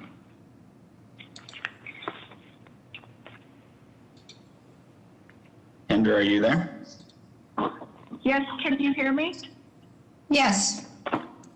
Great, great. Okay, so thank you for driving through the drawings. I really appreciate this. This is an exciting project. It's been underway for a long time. As John mentioned, this is a partnership between the Boston Housing Authority and the community builders. And hold on. So this storage building is being moved from 125 Amory Street to 45 West 7th Street. Is this expected to be a temporary move? Is this temporary storage, or is it considered to be permanent storage? No, ma'am, this is permanent storage. For the Boston Housing Authority has used the warehouse building at 125 Amory Street for many years as their sort of central storage to take care of all the properties across the city. And by relocating it, then we are able to create the land area to build up to 350 new units. Yes, yes, I'm sorry to interrupt, but can you talk about this specific location then, and tell us how it fits into this environment? What's being lost? Is it open space? Is it parking? What's being lost? Yeah, that's a great question. So we looked at a number of sites. I know Dana and the team, we all looked at a number of sites around the city. We settled on this one for a few reasons. It is on West 7th Street. There's an easy in and out for that. It is on the perimeter of the residential West Broadway BHA site. It's currently a parking lot. I don't remember how many parking spaces. There are not too many. And there has been much analysis. Oh, there you are, Dana. Great. You said 12? Uh-huh. Great. Dana, do you want to talk about why we chose this site further? What I'm interested in is that a permanent loss of parking spaces, or are they being accommodated elsewhere on site? They are being accommodated elsewhere on site. That's right. The BHA did a survey of all the parking spaces in the area, as well as checked on the permits issued by the BHA. And right now, the BHA has issued 278 parking permits, and we counted 333 spaces within the development and the periphery. And concerning Yep. Do you have a rendering of what this looks like? We do. It's on that first page. So it is a simple building. We are talking about perhaps engaging the community, there we are, in order to design a mural to go on the building. We have met with the local tenant organization and the residents of the BHA property, and they're in support of this. I believe we have a letter in support.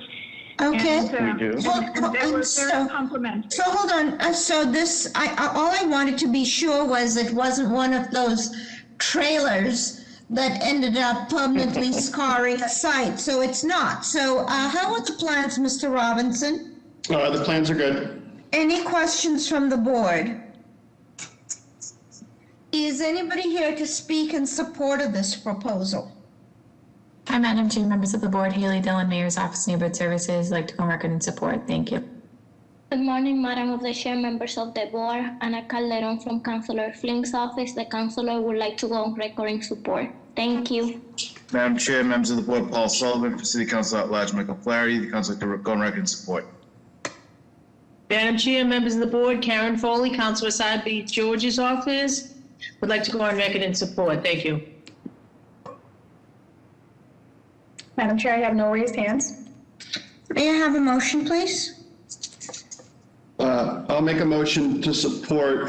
Mr. Hampton, you're recommending not proviso, PPDA proviso? Has this gone through another form of review? No, it's just a simple storage area, Mr. Robinson, so we didn't feel that it was necessary, especially with it being BHA. I'm good with it. I just want to make sure. Make a motion to support. Second. All those in favor? Aye. Any opposed? Motion carries. You're all set. Good luck. Thank you. Thank you.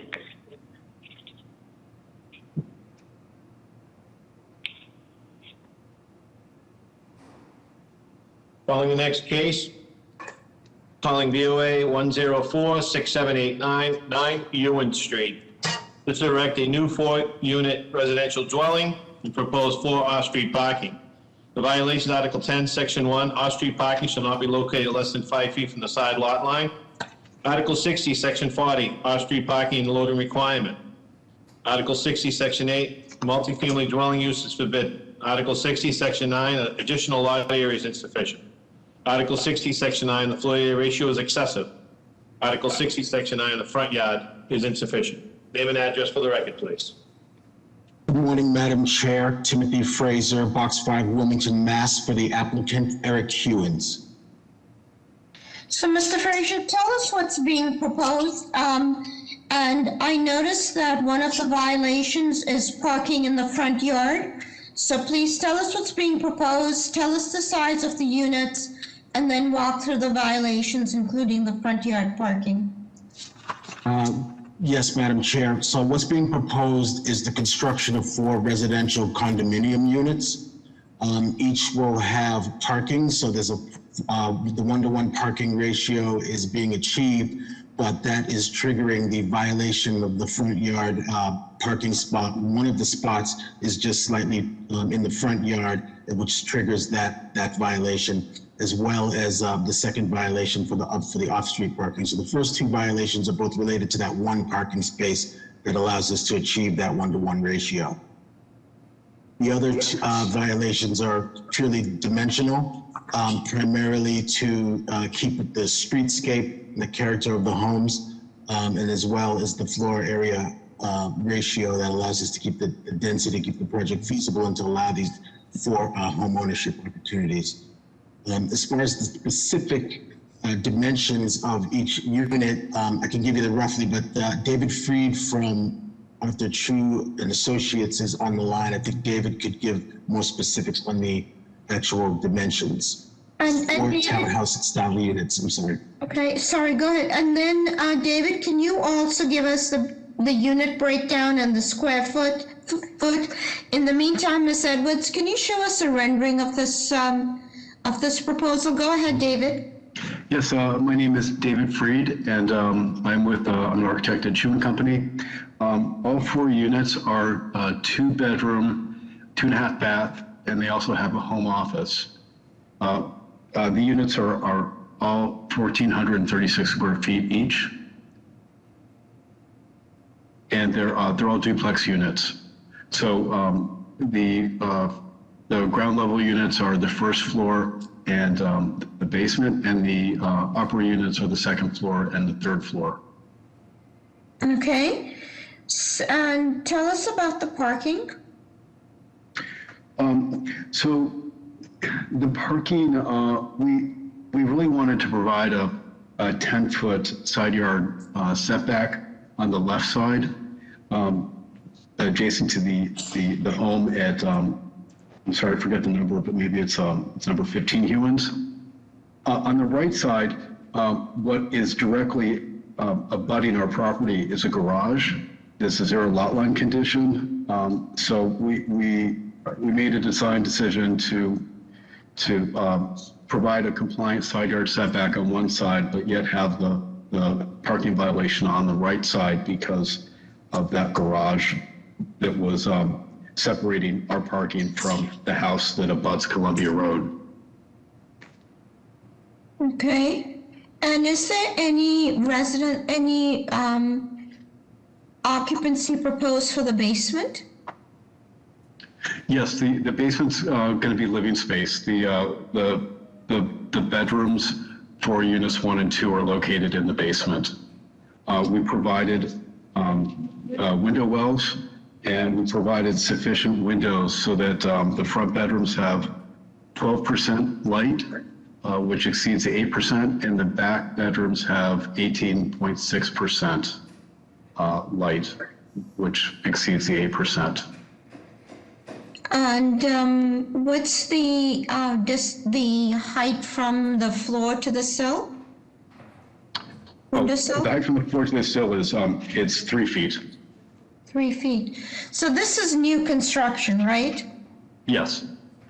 Okay, so I'll just put it on the record that we are not, not excited about promoting or approving living space in the basement on new construction. So I'll just put that out there. In the meantime, how are the plans, Mr. Robinson? The plans are adequate. What you're referring to is the case. Unfortunately, it looks like the site is flat. So all 4 bedrooms are well below grade in terms of their relationship to the adjacent grade. Okay. If I could. No. Hold on. Madam Chair, Secretary here. Mr. D'Amico has spoken this as well. I'd like to put it in for the record. Yes, go ahead. In regards to 9 Ewan Street, BTD cannot approve front yard parking. Okay. Any questions from the board? Well, I think we've covered, we got 2 issues here. We got the entire basement is below grade, and you've got only three parking spaces that would normally pass muster. So. The question becomes, okay, is anybody here to speak in support of this proposal? Good afternoon, Madam Chair, members of the board. Joe Coppinger with the Mayor's Office of Neighborhood Services. We would like to go on record in support of this proposal as they received support from 4 immediate abutters, as well as the Erie, Ellington, and Brimsley Partnership Neighborhood Association throughout their community process. Thank you. Madam Chair, members of the board, Dustin Gardner on behalf of City Councilor Andrea Campbell's office. We'd also like to go on record in support, echoing those comments of the Mayor's office.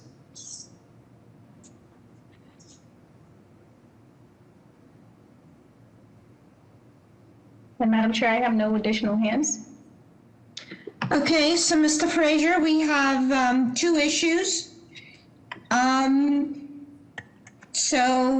Just to reinforce that basements are not a big deal for us and are a big deal for us in the basement, and obviously the parking doesn't work. So given that information, may I have a motion, please?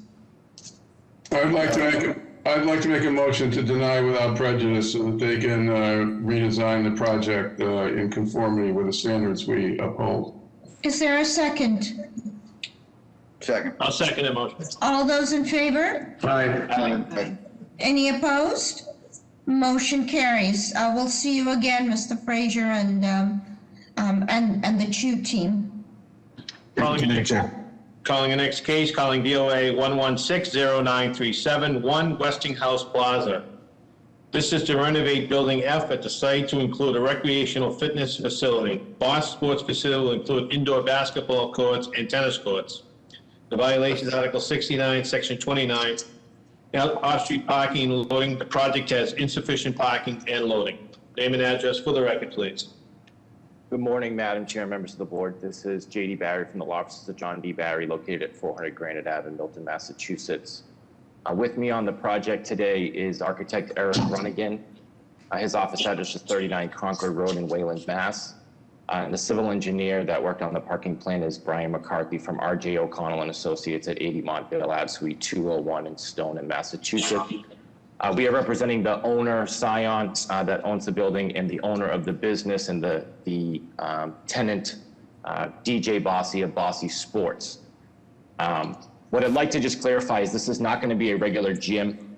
This is going to be a training facility with 3 basketball courts and 3 turf fields. It's going to be located at 1 Westinghouse Plaza in Hyde Park, which is a industrial park. It is a zoning sub-district that is LI2. And the relief that we are looking for from the board today is related to parking. So if possible, whoever is in control of the set that was provided, the parking plan may be the best. So let's just ask you, what does a training facility mean? And who are your potential clients? Thank you. Thank you, Madam. That's a perfect question. So what it means by a training facility is this is not an open gym that members can just come and go as they choose. Basically, teams will be renting floor space on a per hour basis and utilizing the space as a team.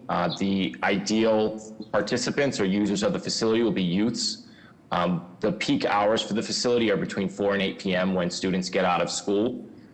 About half of the users of the gym are drop-offs by parents who will drop the children off, let them practice whether it's basketball or some kind of a turf sport, and come back and pick them up after the hour of the court time is over or the turf field. And what was the space used for before? Before, it was basically all of One Westinghouse Plaza was a heavy industrial park. So I actually don't know what this particular building was used for. I believe it was used for some form of engineering, manufacturing. I know where the parking has been created behind the building was a site where a lot of items were just placed by the manufacturers, and the company Scion came in, and as they were developing the shell of this building, they cleaned up all of the space behind the building, and that created roughly 109 additional parking spots that have been permitted. Mr. Bossi will have sole possession of half of those parking spots in the rear and half in the front. So he will have a total, the zoning code would require 244 parking spots at 4 parking spots per 1,000 square feet of space. What Mr. Bossi has sole possession of is 98 parking spots. 13 of those are tandem spots, but the plan is to have those utilized by employees and coaches and have youths or parents parking behind them. And how many staff do you anticipate at peak hour? Somewhere between 1 and 3 throughout the hours of operation. So at peak hours, it would probably be roughly about 3 staff members. And how many students at peak? At peak, we anticipate about 180 users of the space. And that's mainly because, and that can vary dramatically. It could be as low as 90. This is kind of an average. Mr. Bossi has run facilities like this for 30 years in other areas of the state. Okay. Okay. So youth and summer programs, I expect?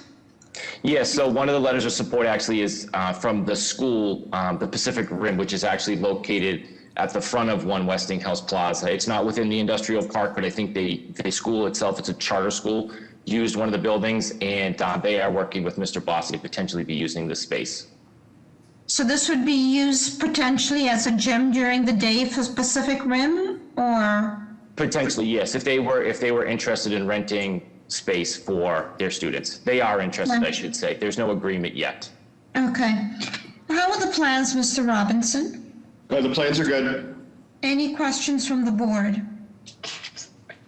I just had a quick question. I believe Bossi Sports just closed their Framingham facility due to the pandemic. What makes this one any different of happening in Hyde Park? Mr. Bossi's on the call. He might be best to address that. I'm not aware of them closing related to the pandemic. I believe they were closing with this venture in mind. Okay. And I know related to the pandemic, just for the board's information right now, other than those using the facility, no one else is allowed into the facility, so parents and others are not allowed to come in. And I did actually participate in the call yesterday with Representative Consalvo. No, it's all okay. That's okay. I just wanted to find out. We know the pandemic will come and go. In the meantime, let's look at this as a long-term investment. Any other questions from the board? Is anybody here to speak in support of this proposal? Good morning, Madam Chair, members of the board. Danielle Fonseca with the Mayor's Office of Neighborhood Services. Our office would like to go on record in support of this proposal. We would love to see more opportunities for youth engagement in Hyde Park. There was a community meeting that was held on March 17th where concerns were addressed around the access to a parking lot via one of the gates that's disruptive to residential abutters at the Lawson on Reedville Street, but the applicants have agreed to work with neighbors on this matter, and we would like to see them fulfill that commitment. At this time, we have no further comments or questions. Thank you.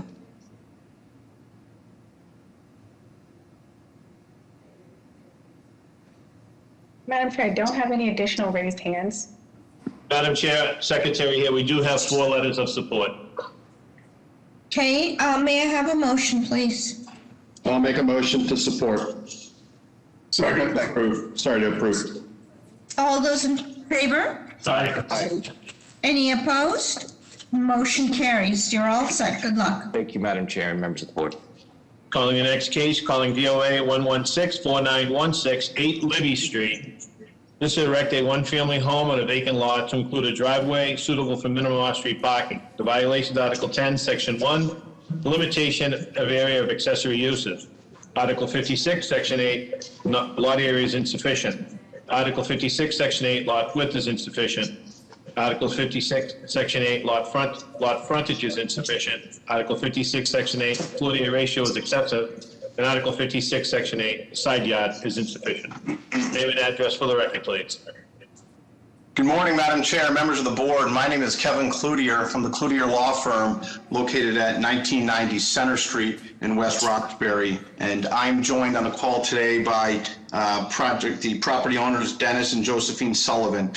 And I'd ask, considering that this board's decision will have an immense impact on the Sullivan family, I'd like to briefly turn it over to them so that they can explain. Right now, I need whoever it is to put their name and address on the record. Tell us what's proposed. It looks like a one family. It looks like a lot of the violations are because of the lot size. So we need to just understand the square footage of the home and how the driveway is proposed to work. That is all I want the focus to be. Thank you, Madam Chair. And I just want to point out, I did submit a packet that included a number of photos that was confirmed to be part of the record. I expected to be able to brief off of that presentation this morning versus just the plans. I don't know if Ms. Thomas has that in her possession. I think it may add to the board's ability to properly consider this. So can you just continue, just talk us through what's being proposed? Yeah, so the Sullivan family currently resides at 11 Libby Street. They own a vacant lot at 8 Libby Street, which is the only vacant lot on that street. They are proposing a single-family home that's a 2-story dormer-style cape. And if I can provide just very briefly historical context, we did... All I need to know is what's the square footage for this proposed building? This proposed building is 2,393 square feet. Is there any proposed residence living space in the basement? No, there is not. Okay, and then it looks like the access is through the driveway on the left-hand side for 2 tandem spaces, because I see a lot area. And so tell us about your FAR. What is required and what are you proposing? The required FAR is 0.4. We have 0.56 floor area ratio. Okay. Okay. How are the plans, Mr. Robinson? The plans are good. Any questions from the board? Is anybody here to speak in support of this proposal? Good morning, Madam Chair, members of the board. Jack Duggan, Mayor's Office of Neighborhood Services. Just like to go on record support. The applicants have completed a full community process. The plans did come before the board back in 2019. They have scaled back, taking concerns from the neighbors from those initial plans then. They went before the West Roxbury Neighborhood Council last week on April 27th and received their full support, 7 votes to 0. 10 of the 12 neighbors on Libby Street do support this. There are some direct abutters that do have concerns next door, with the other one on the other side being fully supportive. So I do ask that if this were approved, that it have BPA design review In addition, there's 20 plus letters of support that I submitted to the Zoning Board of Appeals. Thank you. Good morning, Madam Chair, members of the board. This is Peter Favorito from City Councilor Matt O'Malley's office. The councilor would also like to go on record in support. Thank you. Good morning, Madam Chair, members of the board. Karen Foley, Councilor Sabi George's office, and would like to go on record in support. Thank you. Madam Chair, Secretary here, we do have letters of support. We also have letters of opposition. And Madam Chair, I have several raised hands here, I believe more than 9. Just let me know how you'd like me to go I'm about it. going to ask, is there anybody on the phone, Ms. Ambassador? Yes, there's 2 people on the phone. I'd like to hear from both people on the phone and 3 others. Okay, sure. All right, caller 22, user 22, caller 617-327, you've been unmuted. Can you state your name and address, please? Yes, good morning. This is Kristen Walsh, a neighbor at 6 Keith Street, just offering my support for this project. Thank you. Okay. And caller, user 24, 617-257, you've been unmuted. Can you state your name and address? Yes, good morning, members of the board. My name is Peter Ryan. I live at 47 Chilton Road in West Roxbury. Just want to call for the support of the new home at 8 Libby. It's the right home for this size lot. Excuse me, is Chilton in a butter? No, not in a butter, close by. Okay, thank you. Thank you. Thank you. Okay, and Grace and Mark, you've been unmuted. Can you state your name and address, please? Mark, 6 in Lee Street, and Grace also. I will talk first and then Grace will follow. The lot is too small to build. The street is too small to add a new house and more cars. Dennis is currently using my next door neighbor's driveway. And that house currently has no cars, but in the future, it will have cars. Too many people from our neighborhood did not have a chance to talk because so many other people from outside keep talking in our zone meeting. Dennis called the police to our home to harass us after the zoning meeting. He lied to the police saying we went to his house to shout. We did not. Grace will speak now.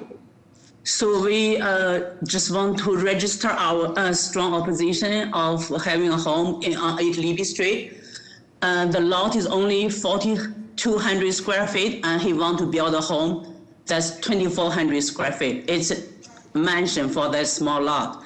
So for the past many years, Dennis led the whole neighborhood to oppose the previous 2 developers. Now he bought the lot in 2016 and he became the developer. He want to build himself. So I feel it's morally wrong to ask our neighbors to help him drive away all other developers, and then, he becomes the developer.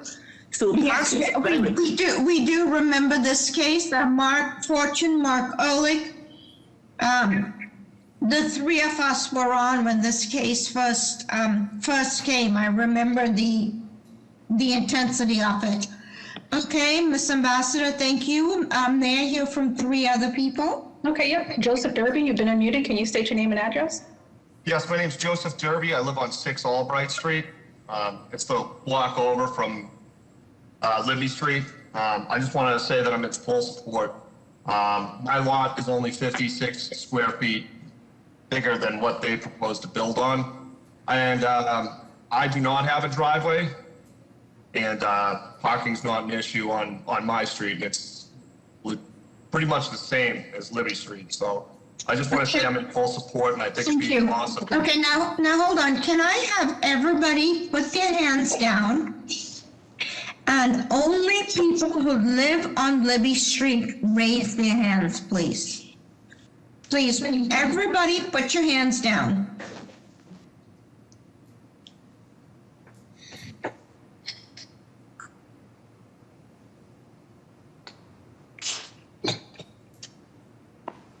And if you're calling in, you can press *3 and that will lower your hand.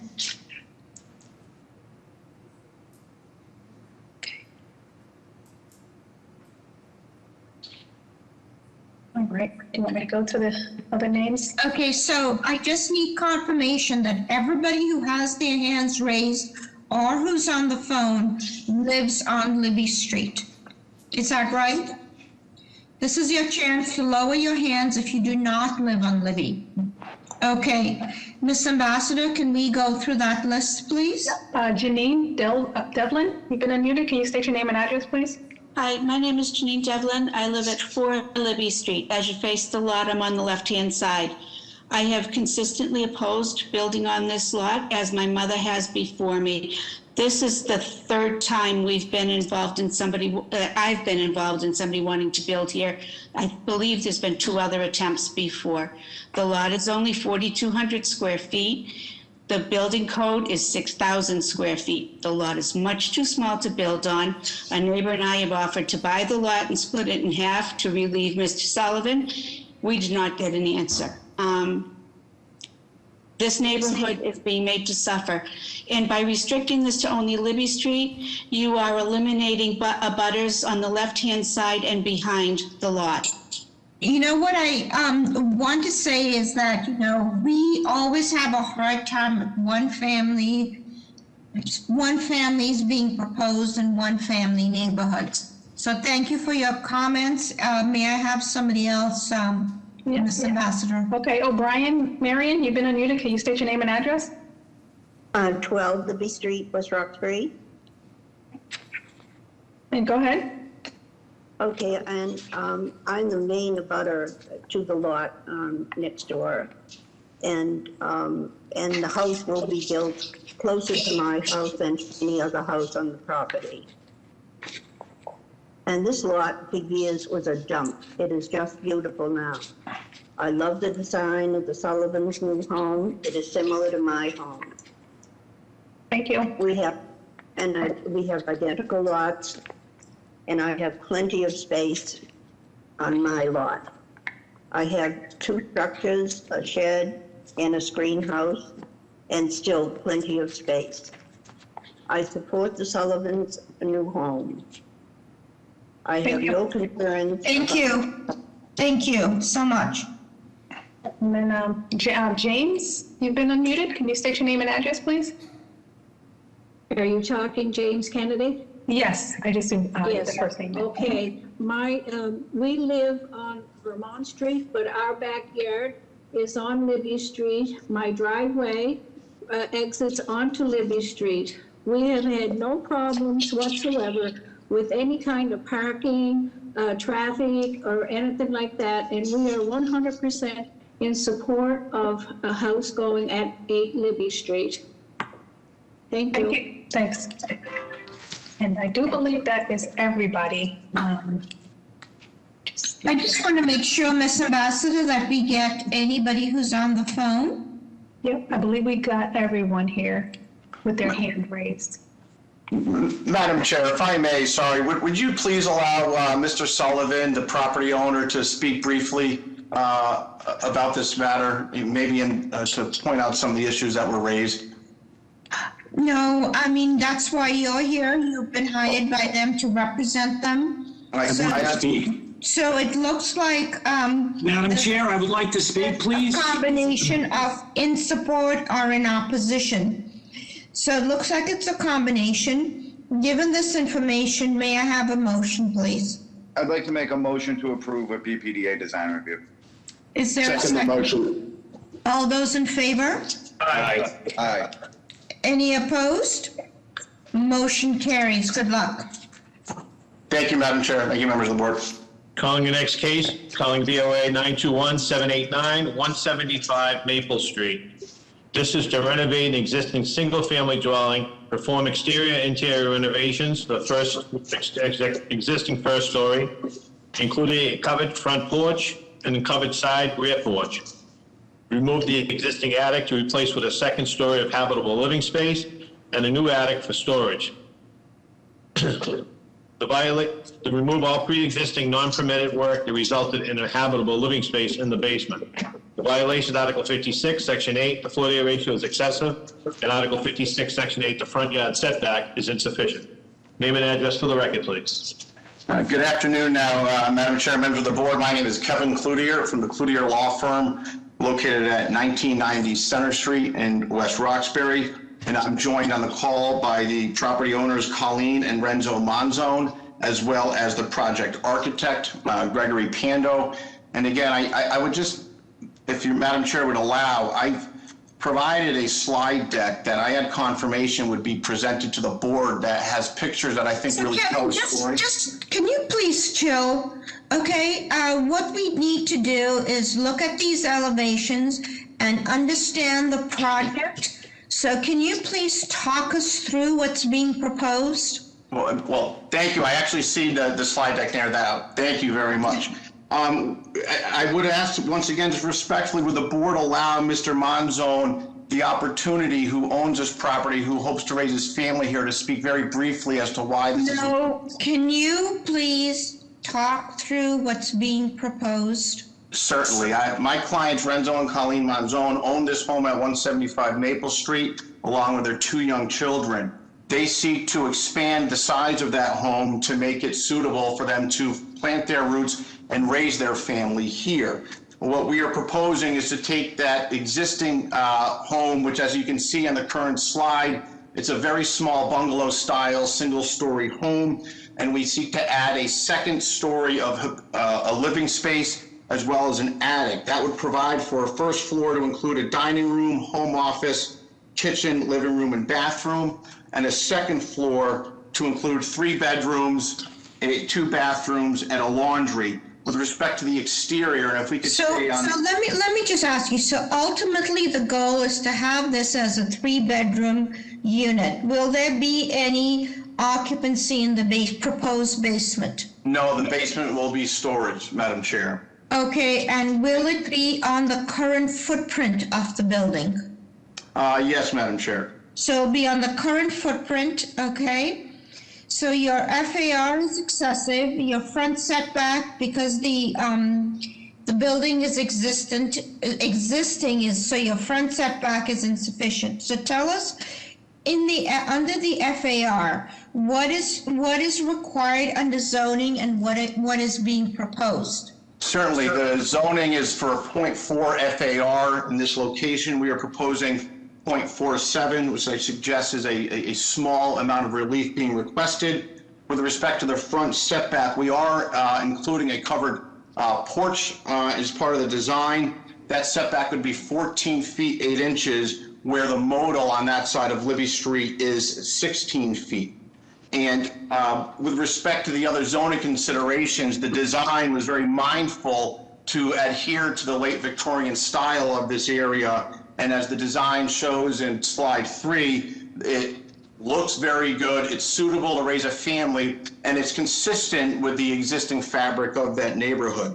With further respect to zoning, I would simply like to point out the relief not being requested.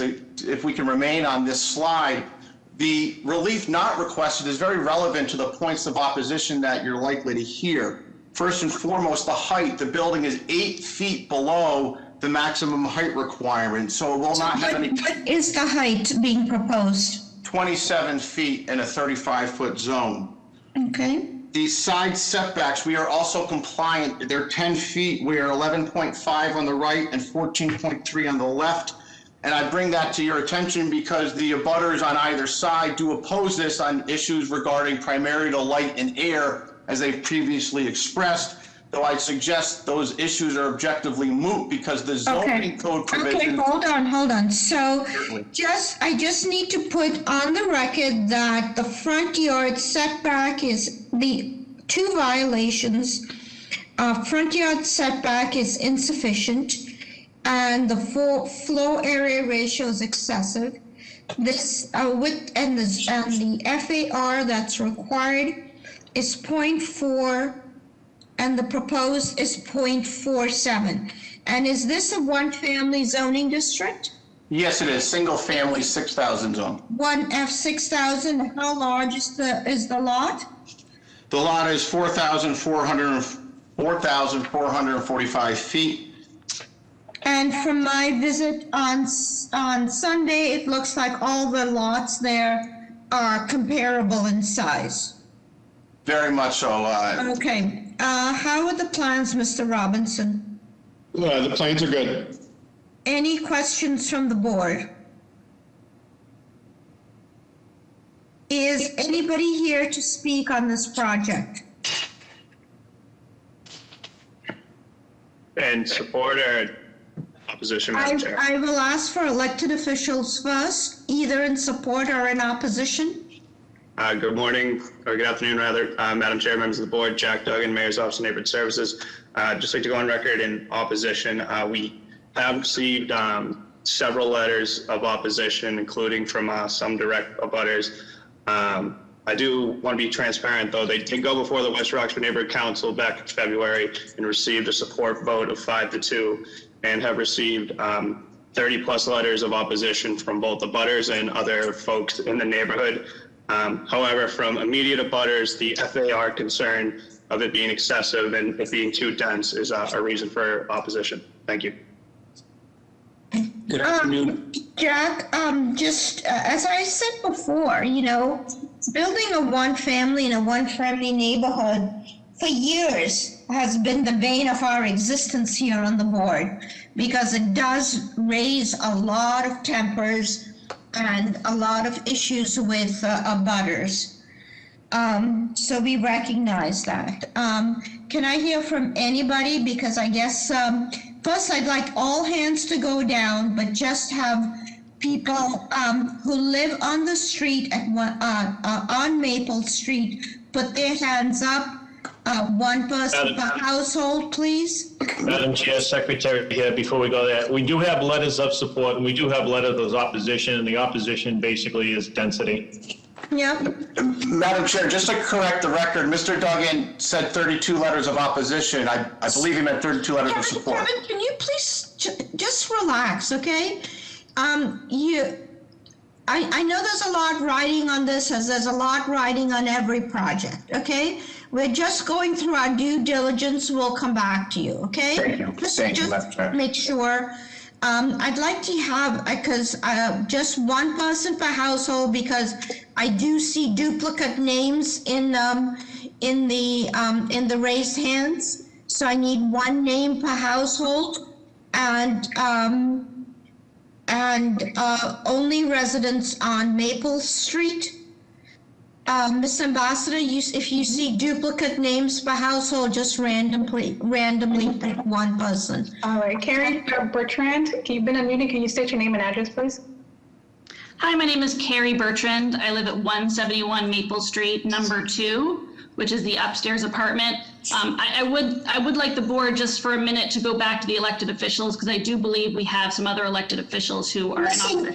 You have, either you're going to use your chance to talk or not. So okay, I apologize, Madam Chair.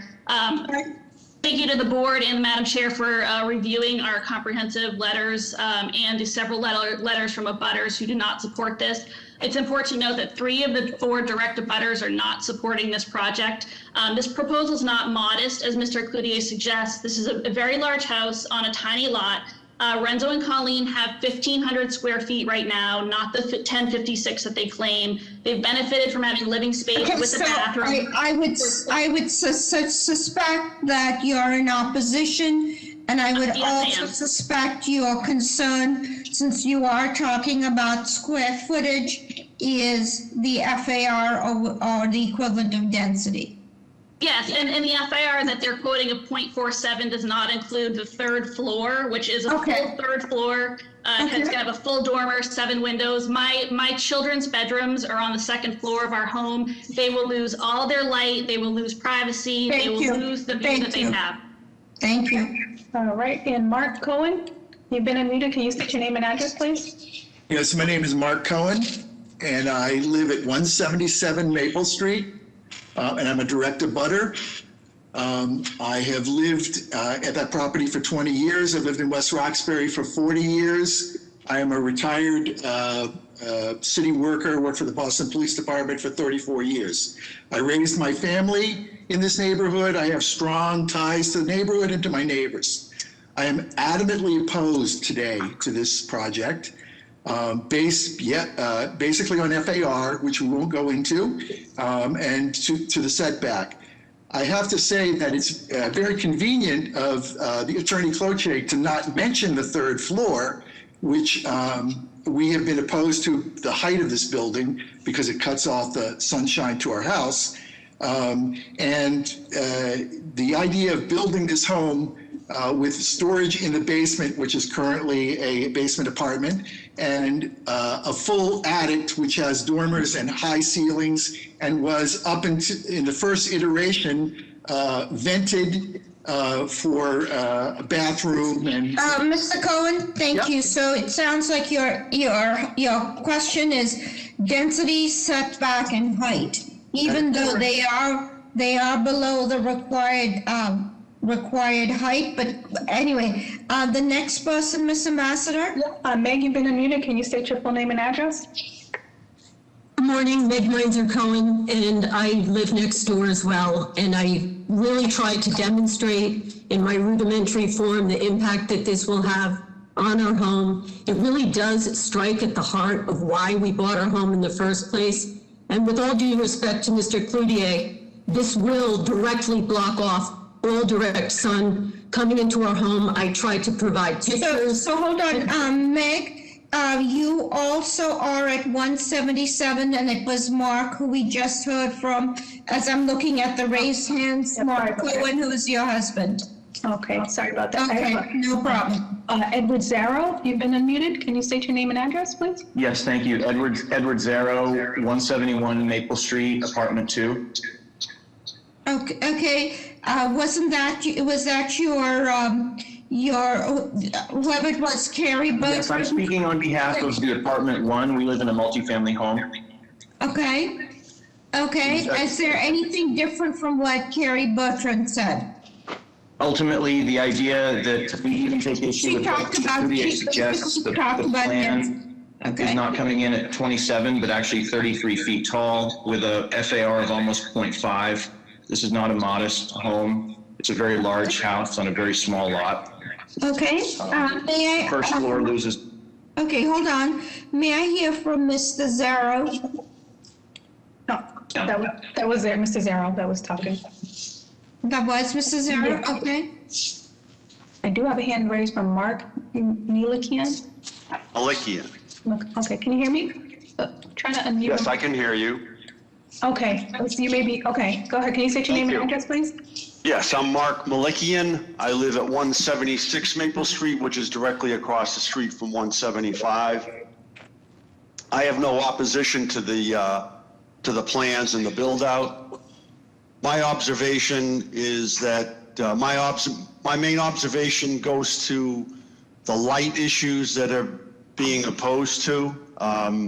My observation from living across the street is that very minimally will light be blocked on either two abutters who directly abut. And I have no opposition to it. Thank you. Anybody else? I noticed, Dave, you're on. Did you want to go on the record? Yes, Madam Chair, members of the board, Council Wu would like to go on record in opposition. Okay, any other elected officials? As you know, you're generally given the courtesy of speaking first. Any other elected officials? Good afternoon, Madam Chair, members of the board. Peter Favorito from City Councilor Matt O'Malley's office. The councilor would also like to go on record in opposition. Thank you.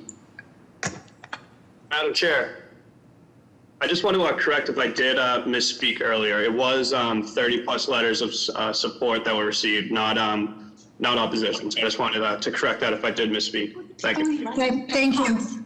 Can I, Ms. Ambassador, can you make sure everybody's muted? I just want to have a conversation with Mr. Cloutier. So you have heard what the opposition is based on.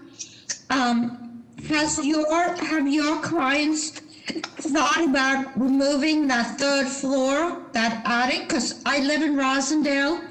I know a lot of people like those attics because it allows for expansion space at some point. But have you thought about eliminating that attic space so that in fact you have less of an impact, lower roof line, etc., to be able to actually have the living space you wanted without having the neighborhood impact that everybody is anticipating? We haven't directly considered that Primarily because we're 8 feet below the height requirement, so we don't see that as having an impact. But there is a zoning requirement, but you have heard from your abutters, and the question is, there will be storage space in the basement as it's proposed. It is a 3-bedroom with 2 stories and an attic. And I think you and your clients have to decide what it is that would work in this space, in this lot, in this neighborhood, balanced with the need for an expanded space and no living in the basement. And we believe we've presented that this project does represent that, Madam Chair. And if the clients ever wanted to expand living space to the attic, of course, they would have to come before this board to make that request. I notice all my neighbors do not.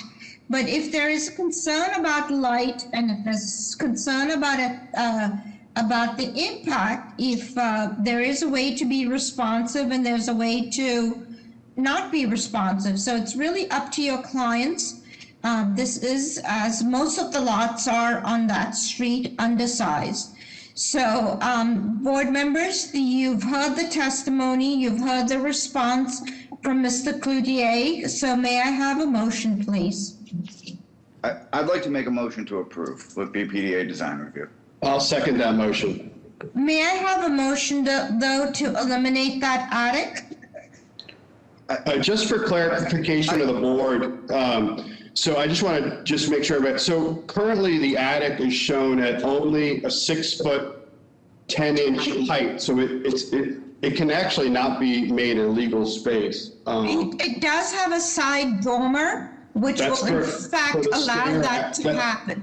Yeah. For the stair access, correct. But I just want to make sure everybody understands the height of that interior. So I just want to make sure that there is no possibility of attic occupancy.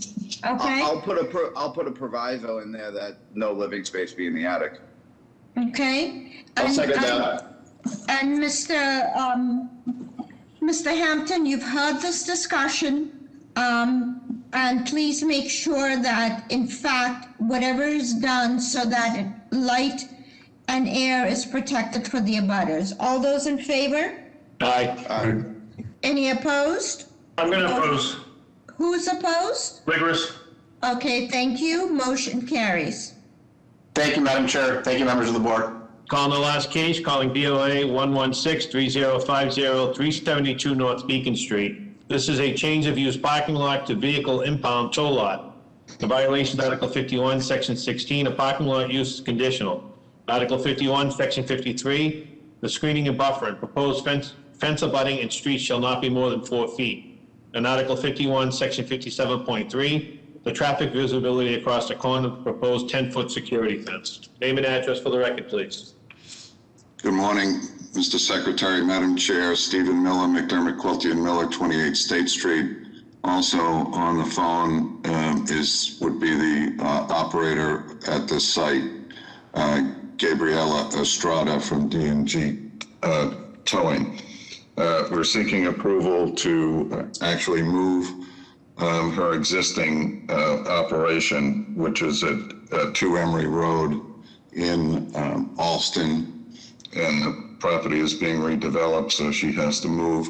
Currently, D&G Towing has contracts with the City of Boston, the Boston Police Department. She does the towing for Alston, Brighton, and District 4 and 14.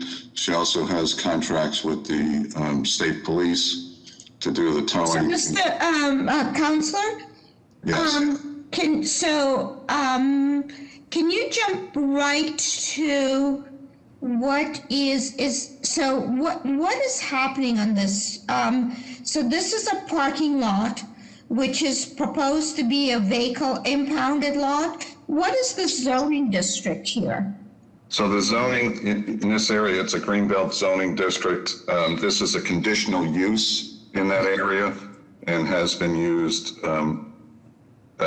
currently on a temporary basis by the Commonwealth of Mass for construction vehicles on all the road work that's being done in that area. So it's the request is for a conditional use for the parking, and then there are two other issues, which is we're proposing. Is Parsons? I'm sorry, I'm trying to get it. I tried to remember. Is Parsons Street? What is the zoning district? It's a CC1, Madam Chair. I'm sorry? It's a CC1. CC1. It's a CC1, and this is, okay. And who owns this parcel? The family is Chicolo. That's owned the parcel for a long time. It's in a trust, but they've owned it for a long time. Yeah, I remember, actually, strangely enough, remember when some of that happened. Okay. So explain to us how many vehicles are being proposed, and what kind of respect are they offering the community as far as decent screening and buffering? So we're proposing 69 vehicles. We're required by our contracts, 3 separate contracts, 2 with the city. We also do the towing for street cleaning. We're required to have at least 60 vehicles by our contracts. We're proposing 69 vehicles. We've, as part of the proposal, the lighting would be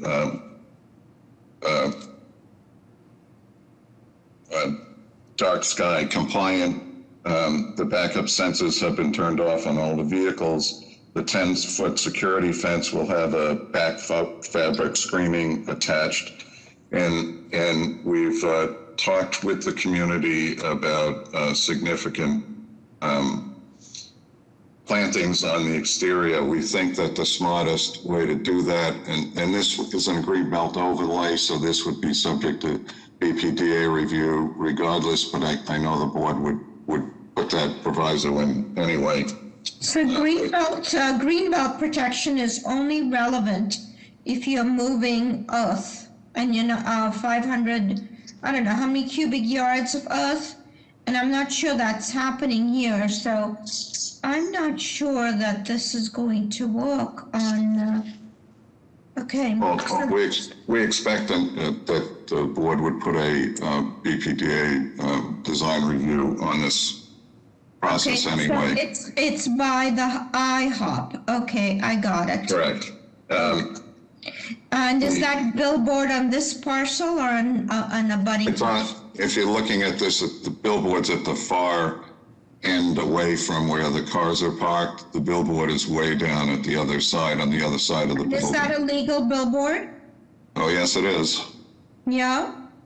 Yes. Okay, just making sure we know how fond, we are of billboards.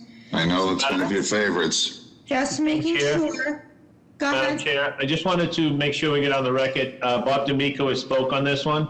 Yep. It might help clarify a few things. In regards to 372 North Beacon Street, all 69 spaces are 7 feet by 18 feet.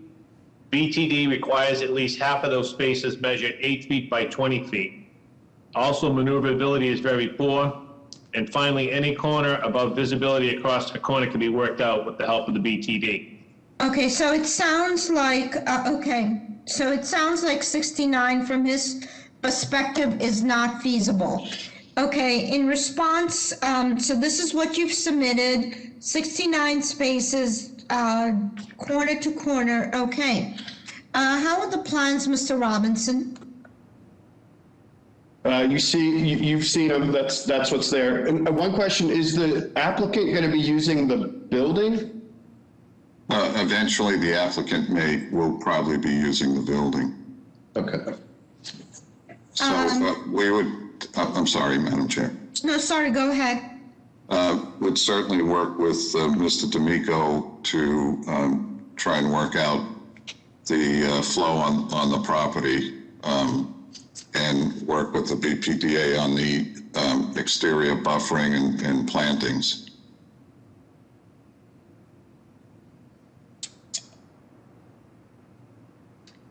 Any questions from the board?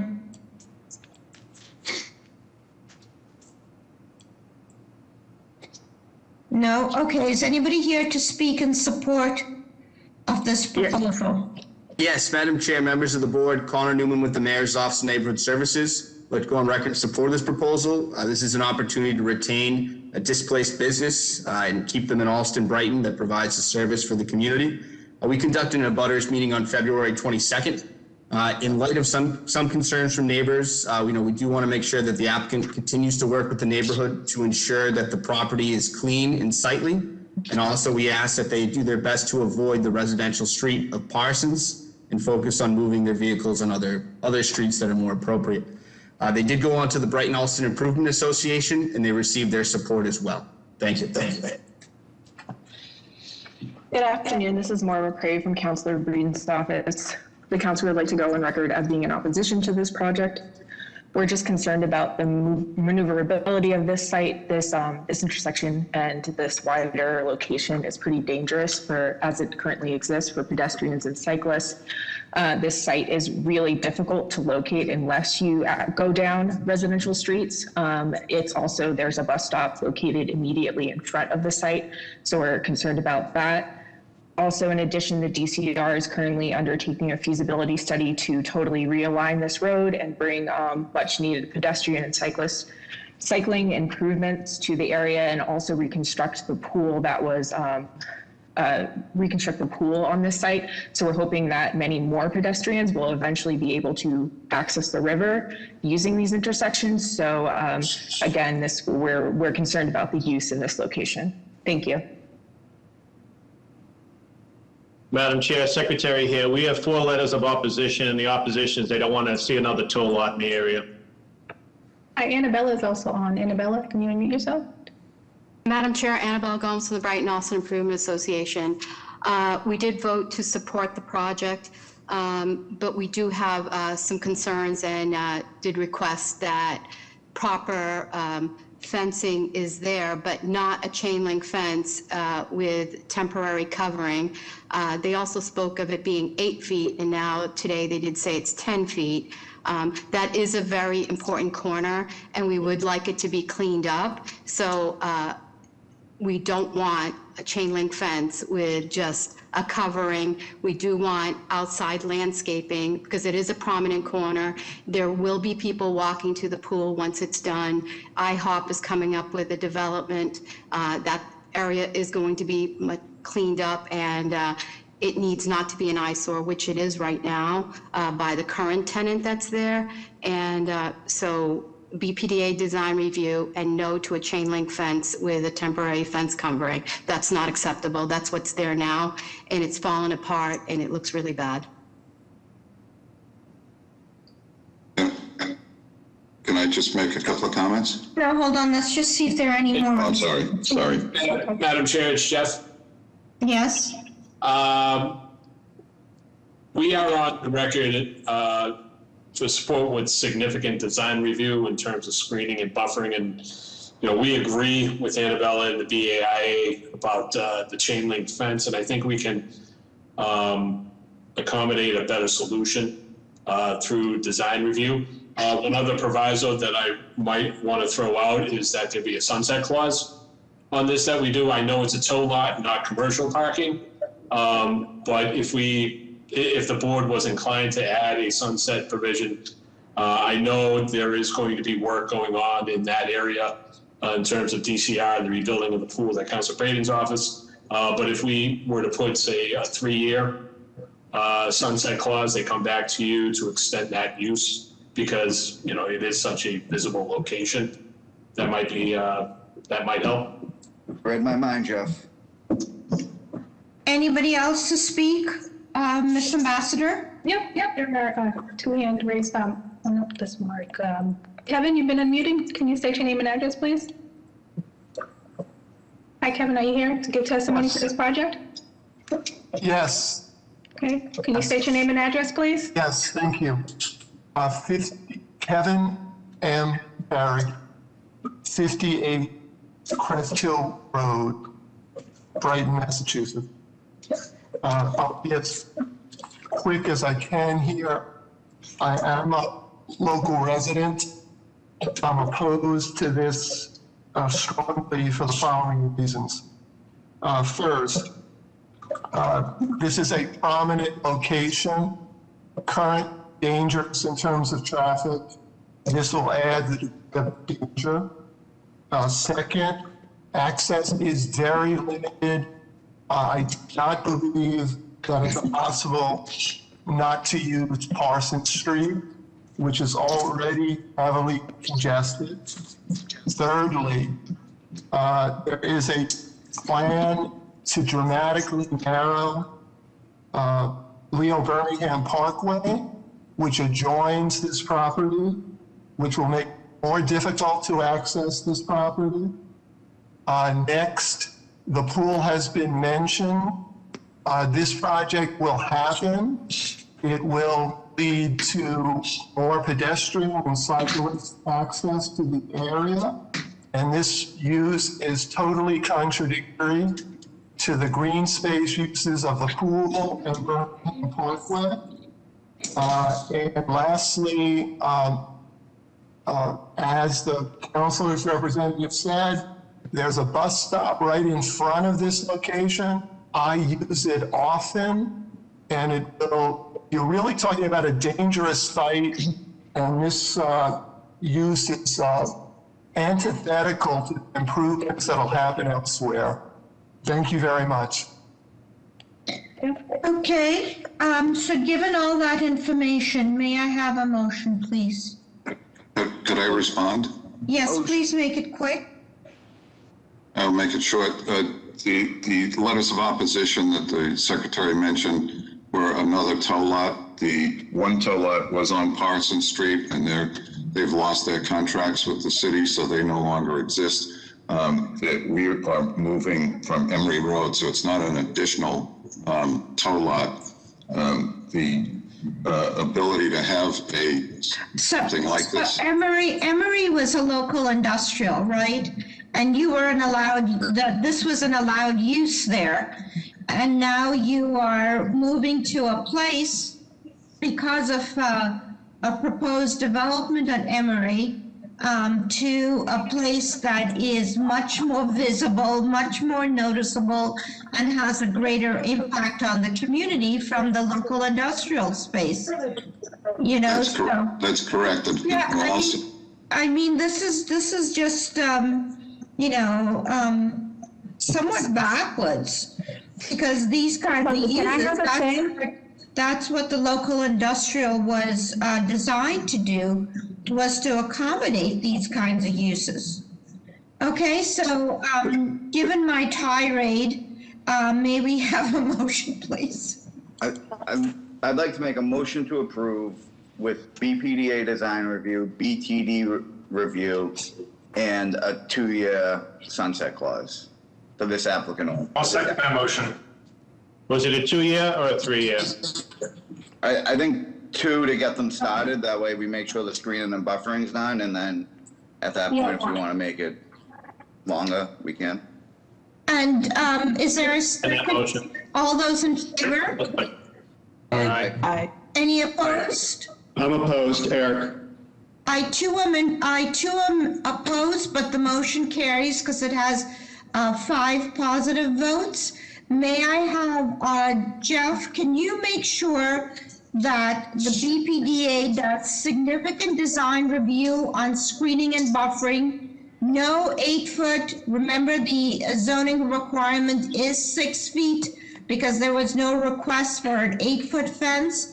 So, you know, extreme amount of screening and buffering. See if that curb cut can be shrunk so that there's minimum impact on the street as possible. Okay, Jeff? I understand. Thank you. So good luck. You've been approved. Thank you, Madam Chair. Thank you, members. I'm going to call the 1230 cases for any deferrals or withdrawals for 1230. 254 Paris Street. For the record, calling BOA 115-8608, 254 Paris Street. Name and address for the record, please. Thank you, Madam Chair, members of the board. Attorney Jeff Drago with Drago and Toscano with an address of 11 Beacon Street. We are seeking a deferral. Since our last hearing, we've made a number of changes and made some last-minute changes based on feedback. Our plans have just So, been Mr. Drago, is this your second request for deferral? If it was granted, this is our second and final, Madam Chair. Okay, just a heads up, because we want to make sure that this is not continuing to be a pattern, because then we will start denying projects. I understand, Madam. So may I have a motion for deferral? Motion to defer. Is there a second? All those in favor? Aye. Aye. Any opposed? The date, please. I have a date of June 22nd at 12:30. Thank you very much. Are there any other deferrals or withdrawals for 12:30? I have one. 19-33 Ashland Street. For the record, calling BOA 108-7157, 19 to 33 Ashland Street. Name and address for the record, please. Good afternoon, Madam Chair, members of the board. Mark Lacasse, Lacasse Law, 75 Arlington Street in Boston. And this was heard by the board on January 12th, and the board deferred us based on the pendency of an Article 85 application for demolition delay and upon the pendency of a petition to accord this property landmark status. Article 85 demolition delay was actually imposed by the Landmarks Commission, and we continue to work with Landmarks Commission on a substantial redesign, which includes saving the structure that was the subject of the prior petition to raise the property. So, Mr. Lacasse, does it make sense for you to withdraw this and start the process if it's going to be a significant change?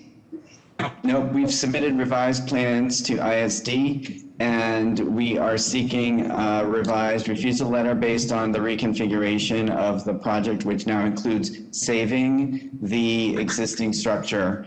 So we would respectfully request a deferral on this matter, so we can complete the design. May I have a motion, please? Madam Chair, before you make a motion, Mark, how significant are these changes? Because if this is a different project than the one that we had reviewed, you know, we'd like to see it, because we only get a recommendation on the same project. So if it's significantly different and you're getting a new refusal letter from ISD, to us, this might be a new project. Madam Chair, that's correct. The plans examiner feels the same way and has advised that this should be withdrawn and refiled as a new application. May I have a motion, please? Make a motion for denial without prejudice. I'll second that motion for denial without prejudice. All those in favor? Aye. Aye. Any opposed? Motion carries. Understood. Are there any other deferrals or withdrawals? Madam Chair, we do have a case, I'm going to call into the record, they're withdrawing case BOA 115-5320, 760 East Broadway. I'm going to make a motion for denial without prejudice. Second. All those in favor? Aye. Any opposed? Motion carries. Going to call the first case. Calling the next case, calling BOA 110-2145, 43 Union Park. There is a companion case for building code BOA 110-2146, 43 Union Park. This is a gut renovation of existing duplex condominium. The new private roof deck, accessed by a stair and a hatch. Two front existing dormers will be attached. Existing rear dormer will be enlarged. The violation is Article 64, Section 34, restricted roof structure regulations, removing the roof stairs, proposing a hatch and roof deck equals 238 square feet.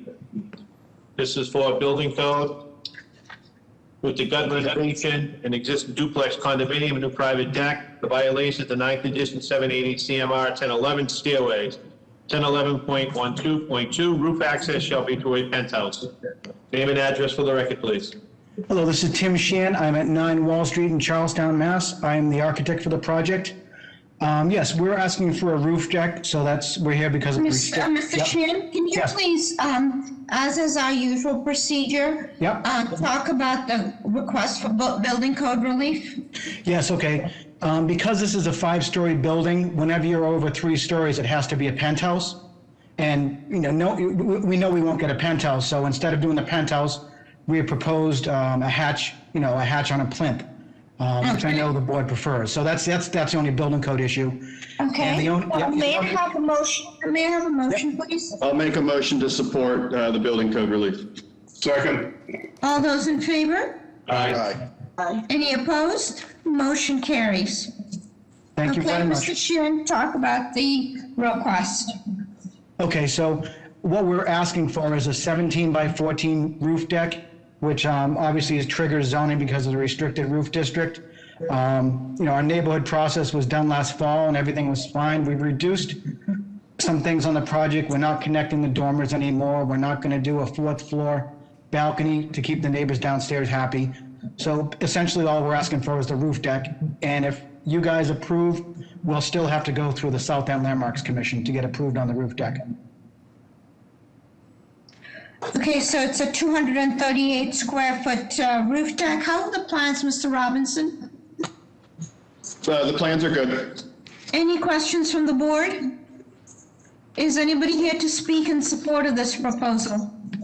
Hi, yes, good afternoon, Madam Chair, members of the board. Kim Crucioli from the Mayor's Office of Neighborhood Services. We would like to go on record in support of this proposal. Thank you. Thank you. Hi, Madam Chair, members of the board. Ana Calderon from Councilor Flink's office. The councilor would like to go on record in support based on neighbors and the Union Park Neighborhood Association who reported no issues. Thank you. Good afternoon, Madam Chair, members of the board. Karen Foley, Councilor Anissa Asabi George, would like to go on record in support of this project. Thank you. Madam Chair, I don't have any raised hands. May I have a motion, please? Motion to approve. Second. Is there a second? All those in favor? Aye. Any opposed? Motion carries. Thank you, everybody. Calling the next case, calling BOA 115-0584, 267-8 to 269 Dorchester Street. This is erecting new 3-family townhouse-style building. The violation is Article 23, Section 1. Off-street parking is insufficient. Article 13, Section 1. The lot area is insufficient. Article 13, Section 1. The additional lot area is insufficient. Article 13, Section 1. Lot width is insufficient. Article 13, Section 1. The floor-area ratio is excessive. Article 13, Section 1, the usable open space is insufficient, and Article 13, Section 1, the rear yard is insufficient. Name and address for the record, please. Madam Chair, Good for the afternoon, record, members I'd of the like board. My name is Patrick Mahoney with the business address of 160 Federal Street. Madam Chair, for the record, I would like to just recuse myself. Okay. Go ahead, Mr. Mahoney. Madam Chair, members of the board, this item was before you a few months ago. It was denied without prejudice on the specific basis on comments from Mr. Ehrlich regarding the standard metro unit sizes. Specifically, the unit size 2 and 3 were listed at approximately 500 square feet and just below 600 square feet. It was suggested during the presentation that we can make that change, and Mr. Ehrlich suggested that it was more appropriate to refile and rather than make the change through design review. So you have seen this before, and we did, with this presentation, we do intend to address the previous concern that came up from the board. But I will, recapture the zoning briefly. So tell us, what are the unit sizes then? There is 3 units. It's a 3-family building. The 1-bedroom unit on the first floor, which is a bi-level unit with window egress in the rear, is 1,000 square feet. The other 2 units, Unit 2 and Unit 3, are studios, and they're floor-through units, and they are 487 square feet for the second floor, and the top floor is 597 square feet. And in addition, at the latter part of the presentation, we show the building in context, as well as a copy of the initial BP, or rather BRA standard metro unit sizes, which has been reaffirmed by Michael Canizzo in recent years, and then more recently by Matt Martin through the micro unit metro policy. The building is essentially unchanged. The height is 30 feet. There is no side yard requirement here. We are seeking relief for rear yard. The rear yard requirement with shall allow exception is 10 feet. And we are seeking, we have a 5'1" rear yard, which does match the building continuity on the buildings right and left of this, for this block. So this, so what zoning district is this in? This is L1. This zoning was created in 1964. And This is underlying so, base code zoning. so the zoning flow area is required as 1, and you're proposing 3.3, okay? That's correct. Yes. Okay. How are the plans, Mr. Robinson? The plans are good. I have one question for the counselor, just so I can make sure I understand. So in your section, it does show that the site drops off to the rear, and you mentioned egress window, but they're not below grade. They're just seem to be the sills are closer to grade. Is that correct? I'm trying to make sure we understand. Yes, that's accurate, Mr. Robinson. In the front, the living space is essentially a closet, or like a big walk-in closet dressing area that is below grade. And then in the rear part behind, it is totally walkout access. The lot slopes out to the rear. Okay. Thank you. Any other questions from the board?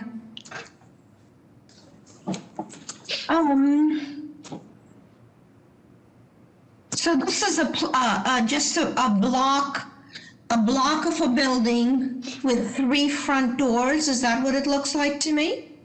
Yeah, that's right, Madam Chair. So the reason that we had the 3 front doors is through the community process, there was a request to put the trash room in the front as opposed to the rear yard. And the door furthest most to the left is for the trash room. Additionally, the unit 1 is accessed from the middle door, and unit 2 or 3 are accessed from the right door. Also worth noting that we added a couple of mock windows on the side. When you're looking at the other elevation, that would be a building code violation. So we are not seeking building code relief, and those are not real windows. Like as you can see on this side, A21, those 2 windows are not correct windows. They're just for aesthetics. Okay. Any other questions from the board? Is anybody here to speak in support of this proposal? Hi, Madam Chair, members of the board, Haley Dillon, Mayor's Office of Neighborhood Services. I'd like to go on record and support this applicant worked very well with the Civic Association and gain their support as well. Thank you. Good afternoon, Madam of the Chair, members of the board, Ana Calderon from Councilor Flink's office. The councilor would like to go on record in support due to a community process and work with neighbors. In particular, the Andrew Square Neighborhood Association supported this project due to the team's willingness to work with them on trash removal issues with the installation of trash compactors, as well as safety and security issues with lighting and cameras. Councilor Flynn would like to offer his support based on team adhering to these agreements with the neighbors and the civic group. Thank you. Good afternoon, Madam Chair, members of the board. Karen Foley, Councilor Anissa Asabi George's office, would like to go on record in support of this project. Thank you. Madam Chair, members of the board, Paul Sullivan, for City Council at Large, Michael Flaherty, council to go on record in support. Madam Chair, Secretary here, we need this one letter of opposition. Okay, given that information, may I have a motion, please? Motion to approve BPDA design review. Second. All those in favor? Aye. Any opposed? Motion carries. Thank you all. On the next case, calling BOA 105-1313, 14 Meehan Street. This is seeking to change occupancy from a one-family and accessory artist studio and one-car garage to an office in the first floor extended to the portion of the basement space and 2 residential dwellings. Also renovate the building, including roof deck, and create 4 parking spaces. The violation is Article 55, Section 19. It's 2-family residential use forbidden use. Name and address for the record, please. Good afternoon, Madam Chair, members of the board, Attorney Daniel Toscano at 1 State Street, Boston, Mass. I represent the owner of the property, Scott Dabney, who's on the line, and also the architect is on the line, Mike Bog. As the secretary just said, this is simply a change of use of the building. It's an existing building. The first floor is currently a one-car garage, which has actually been used as an office for the owner of the premises, always been used as an office. wants to just create that as a legal use, which is an allowable use on the local industrial sub-district what this is in. So it's an allowable use. Into the basement, the office space is really just going to remain on the first floor. It does extend into the basement, but it's really mechanicals and storage. There's a bathroom down there and really nothing else. On the second floor is an art studio. This is really the crux of the change. The art studio we'd like to change to a residential unit. It's a 994 square foot floor plan. It's 2 bedrooms and 1 bath, so sufficient space for the residential unit. Like I said, it's 994 square feet. The third floor is an existing residential unit, so there are no changes to the existing third floor residential unit, which is a 3-bedroom, well over 1,000 square feet of space. What we are doing is adding a roof deck, which will be the exclusive use of the third floor tenant, and access to that roof deck will be by hatch only. So there's really no changes to the use of that. It's always been in a residential unit. We are adding the 4 parking spaces, which will be on the left side of the property, and 2 on the right side of the property, and 2 on the left side of the property, Madam Chair. So I'm happy to answer any questions, but there's really interior renovations to the property, and then we're going to add the parking spaces to meet the zoning code requirement. And what's the size of that office? The office space is 1,005 square feet. 1,005 square feet. Can you, Ms. Edwards, can you pull up the plan that shows the parking?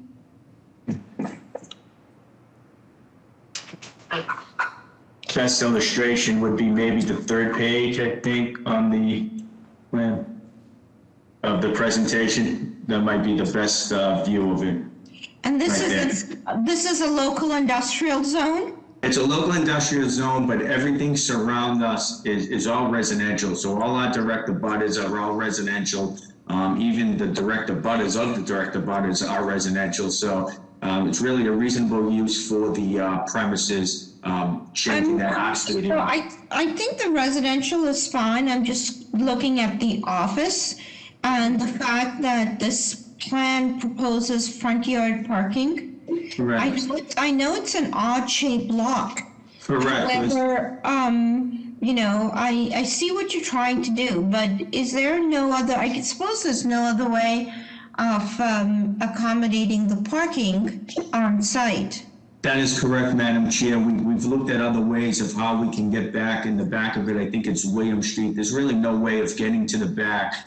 So the only way to put this parking was to the side. And right in front of us, there's some space, but it's owned by Boston Water and Sewer. So we're not parking on that property. So there's sufficient space for the parking, which, as you see, is on the left side of the property. And we'll provide sufficient buffer and screening to block the property next to us, 16 Main Street, and also to the left. And we're going to add some trees, at least 1 tree. So because in a certain way, this is looking for a change of occupancy from a 1-family, an accessory art studio, and 1-car garage to an office and 2 residential units. Correct, Madam Chair. If it had in fact functioned as a garage, your problems would be solved. Well, and it was never utilized as a garage. In front of the property is really a pile of dirt. That was the only way of getting up to the garage door. Since my client has owned the property, he's never used it as a garage, always used it as his office. So it was never utilized as a garage. So really no intent to use it. It's just really a pile of dirt to get up there. It's a dirt mound, and we really like to beautify the property, the front of the property, level it off, pave it, and keep the garage door for aesthetics. I think it looks very nice. So hopefully, Okay. we can do that. So let me just ask, how are the plans, Mr. Robinson? The plans are good. Any questions from the board? So, yeah, I'm just trying to, looking at this plan, is that all sidewalk between Meehan Street and the cars? So there is really, it's really some dirt. It's owned by the Boston Water and Sewage, and we have an easement, and really all the properties along Main Street, on that side of Main Street, has an easement going onto their property. So what we're gonna do is we're gonna resod it, add some grass, and repave that front so we have an easement to access to our property. And what is the depth from the sidewalk to where that car on the left is? I'm trying to figure that strip, how deep is that? This strip here, how deep it is, if I can defer to Michael Bard, who is actually on the call now, if the ambassador will be so kind to allow him to unmute him. I think What's the name? I'm sorry. Michael Bard, B-A-R-D. Oh, got it. Okay, yep. All right. Thank you. Or Mr. Robertson, do you know the answer to that? I don't know the dimension, but I know this site actually, and if you look even down farther on me, and people are parking in this, so it must be 20 feet at least of a buffer, I would assume. I mean, in some ways that sort of makes the issue of front yard parking kind of moot, because if it's roughly 20 feet deep and you've got some trees there and stuff, then, I mean, front yard parking is usually when it's 5-10 feet off the side, the curb cut. This is really quite different. Mr. Ehrlich, I agree with you, and just in reviewing, in terms of that, I don't have an issue with it. It's front yard by formal case, but I think this case is a special condition. Yeah, I would agree. Excellent. Any other questions from the board? Is anybody here to speak in support of this proposal? Yes, good afternoon, Madam Chair and members of the board. My name is Lindsay Santana from the Mayor's Office of Neighborhood Services. An abutters meeting was held on August 28th, 2021. The applicant has also received the support of the Jamaica Plain Neighborhood Council, so the Mayor's Office would like to go on record in support. Thank you. Madam Chair, Secretary here, we have 8 letters of opposition. Anybody here to speak either in support or in opposition? Yep, Madam Chair, I do have a Paige who has a hand raised. Paige, can you state your name and address, please? Hi, my name is Paige Sparks. I live at 96 Berkeley Road, and I'm a steering committee member for the Stony Brook Neighborhood Association, the local civic association. Are you able to hear me? Yes. Wonderful. At our general membership meeting on February 8th, 2021, the SNA voted to oppose the variances requested by this applicant. There have been, I understand, a couple of changes to the plans, but there are some outstanding issues, specifically the loss of artist use space. It's currently zoned as an artist work only studio, but the applicant hasn't pursued options to become or to use this space as an artist live work studio, which we feel would be beneficial to the community of JP as well as the city of Boston. Additionally, the parking is a concern, and the reason it's a concern is because historically this property has been misused. There used to be green space, and actually the front yard was really beautiful, but the applicant has been parking sometimes as many as 6 cars on the property at one time, and all of that green space is now lost. Additionally, there is concern about the loss of green space overall for the residents of Meehan Street. A lot of this is triggered essentially by the change of use, and we are in opposition. Thank you. Madam Chair, I have no additional raised hands. Good afternoon, Madam Chair, members of the board. Justin McCleary from City Councilor Matt O'Malley's office. The council would also like to go on record in opposition of this proposal for similar reasons that Paige stated, but mainly due to the loss of the artist space. Was this project before this board in the past couple of years?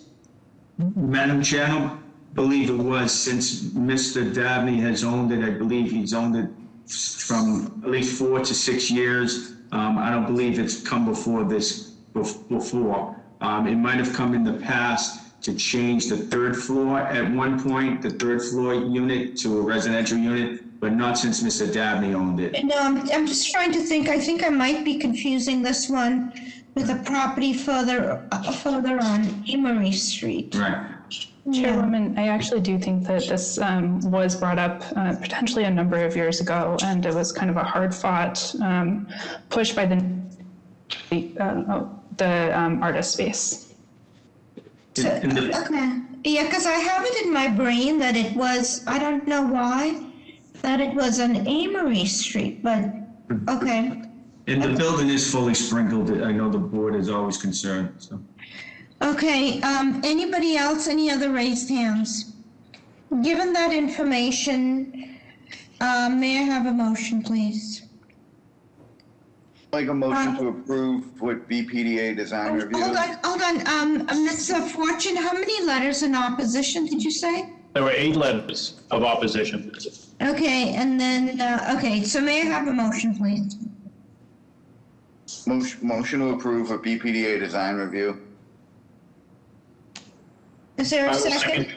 I'll second that with, if maybe we can also have special attention paid to the buffer and the green zone between the street and the building and the parking. Yep.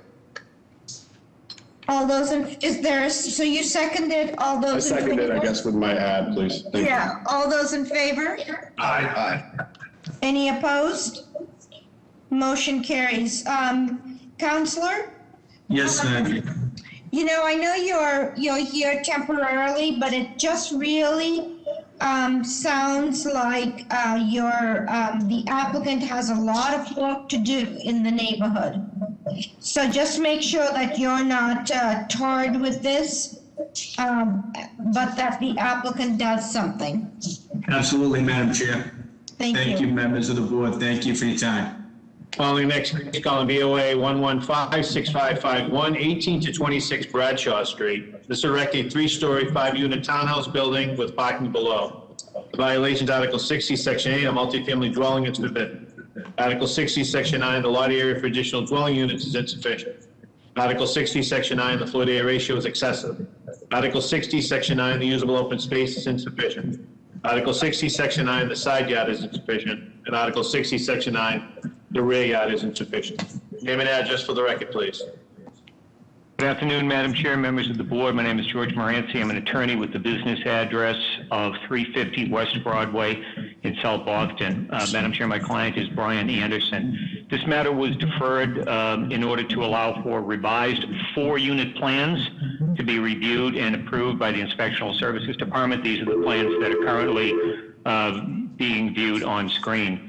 This is an application for a new 3-story, 4-unit townhouse-style building at 18 to 26 Bradshaw Street at the corner of Gleason Street. The applicable zoning is a 3F 5,000 residential subdistrict. The lot in question is 6,267 square feet. The 4 units would be on average 1,340 square foot 2-bedroom units. There's no basement in the building and no roof decks are proposed. Each unit would have a 7 by 4 foot 2nd-story rear balcony, and each unit would also have its own single-car garage. The parking would be accessed by a new 10-foot curb cut to be located on Gleason Street.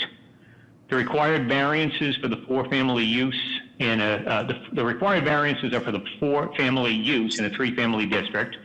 The lot size is cited as insufficient based on a calculation that 7,500 square feet would be required for 4 units, while the lot is 6,267 square feet. The maximum FAR under the code is 0.8, while the proposed FAR is 1. Usable open space is required at 600 square feet per unit, while just about 510 square feet per unit would be provided. 10-foot side yard setbacks are required, but the prevailing side yard setbacks here average about 15 feet. So that's a violation that has effectively been removed. So Counselor, the parking requirement is 1 per dwelling unit? That's correct. It's one per dwelling unit in this district. And are any of the units required to be handicapped accessible? Well, they are. There is living space in the ground. I'm sorry. If we scroll back, I think on the first floor plan, there is direct access there in the units from the garages. There's each one has living space and it's an office space in the front. Okay, so what if somebody wanted to leave their office and, for example, go to the kitchen? maybe, I don't know if Mr. Robinson can comment. I don't know. I think he will, Counselor. I think there will be the need for to provide accessibility in one of the units. One unit would have to have a limited use, limited access. I think in reviewing, I mean, you do have the room to manage that. I think in this proposal, if is required, I think, yeah. Yeah, the office. I think. Yeah, correct. I think the office space would need to be replaced by a lift. Before a building permit could be issued. That's a good point. Okay. Hold on. How are the plans, Mr. Robinson? The plans are fine, except for that one issue. Thank you for picking that up. No problem. Any questions from the board? Is anybody here to... Hold on. Just on the zoning. Go ahead. Hold on, Mr. Moranci. Okay. Is anybody here to speak in support of this proposal? Is anybody here to speak at all on this proposal? Good afternoon, Madam Chair, members of the board. Joe Coppinger with the Mayor's Office of Neighborhood Services. We'd like to go on record in opposition to this proposal as neighbors have shared their concerns around this proposal being too large, too dense, and the townhouse being not with the aesthetic of the neighborhood. Thank you. Good afternoon, Madam Chair, members of the board. Justin Gardner on behalf of City Councilor Andrea Campbell. We'd also like to go on record in opposition, echoing the comments of the Mayor's Office. Madam Chair, Secretary here, we have 3 letters, signature pages of opposition and 3 letters of opposition. Madam Chair, I have no raised hands. Okay, Mr. Moranci. Thank you. So if I may, just on the zoning, as I said, the side yard setbacks have effectively been eliminated. The violations, those setbacks are averaging about 15 feet on each side where 10 feet is required. Also, the required rear yard setback, this is the shallow lot. The required rear yard setback here is actually 15 feet, and the proposed rear yard setback here exceeds this at just over 18 feet. In terms of density, as I say, this is a 6,700 square foot lot, which is obviously much larger than a 3F 5,000 square foot lot, one additional unit. In terms of what's in the neighborhood, there's a multifamily residential located directly next door, the brick building at 57 Bricknell. Also across the street at 27 Bradshaw Street, that is a 4-family dwelling. That I'll pause and take any questions that members may have. So, Mr. Moranci, then, to summarize, the use is forbidden, the lot area for additional dwelling unit insufficient still stands, FAR is excessive still stands, and insufficient usable open space still stands. However, you've eliminated both the side and the rear yard insufficiency.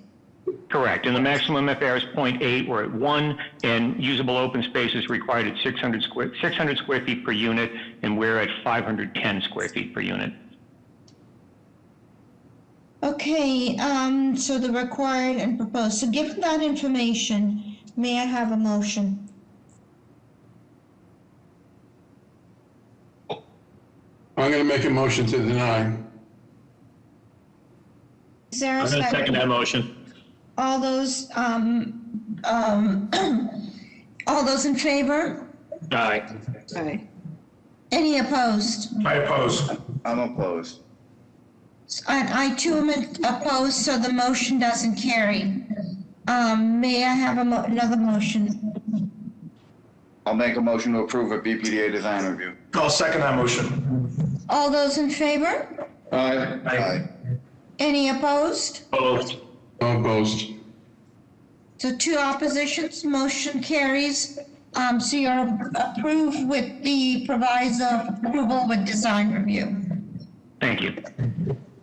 Calling the next case, calling BOA 113-0362, 59 Chelman Street. This is a demolished an existing single-family home and garage damaged by a severe fire in 2018. The new project will keep an existing garage location and existing curb cuts. The violation is Article 56, Section 40.1, conforming with an existing building alignment. Article 56, Section 8, lot width is insufficient. Article 56, Section 8, lot frontage is insufficient. Article 56, Section 8, the floor area ratio is excessive. in Article 56, Section 8, the rear yard is insufficient. Name and address for the record, please. Good afternoon, Madam Chair and members of the board. This is Pamela Barty here in regards to 59 Chelman Street in West Roxbury. So we remember when you were here the last time. Yes. Tell us what you're proposing this time around. Absolutely, Madam Chair. Thank you very much for the introduction.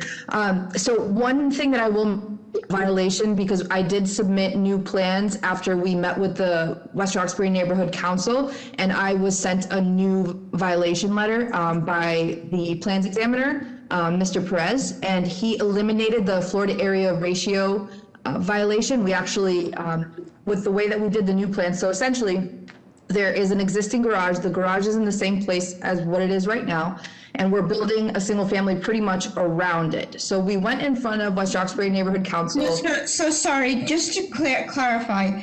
So he eliminated the FAR excessive, but everything else stays. That is correct, Madam Chair, yes. And so the original building that was burnt down, are you continuing on that footprint, or are you expanding that? We are expanding that footprint. Okay. So explain to us how this is proposed to work. Absolutely. So if we scroll down a little bit further, so that is the first floor plan of the house. So essentially it is a 3-bedroom, 4-bathroom home. It is, the new square footage is actually 3,070 square feet because the FAR here is 0.4, which would be a 3072 maximum square footage that we could have. So we have the kitchen, living room, dining room, an office on the first floor. Then what you see on the right-hand side there is the existing garage. And then there's storage and then a full bath there. And then the second floor is where all of the bedrooms are located. 3 bedrooms and 3 bathrooms upstairs. And it's 2.5 stories, normal elevation. But that's pretty much it. But when we went in front of West Roxbury Neighborhood Council, it was actually flip-flopped.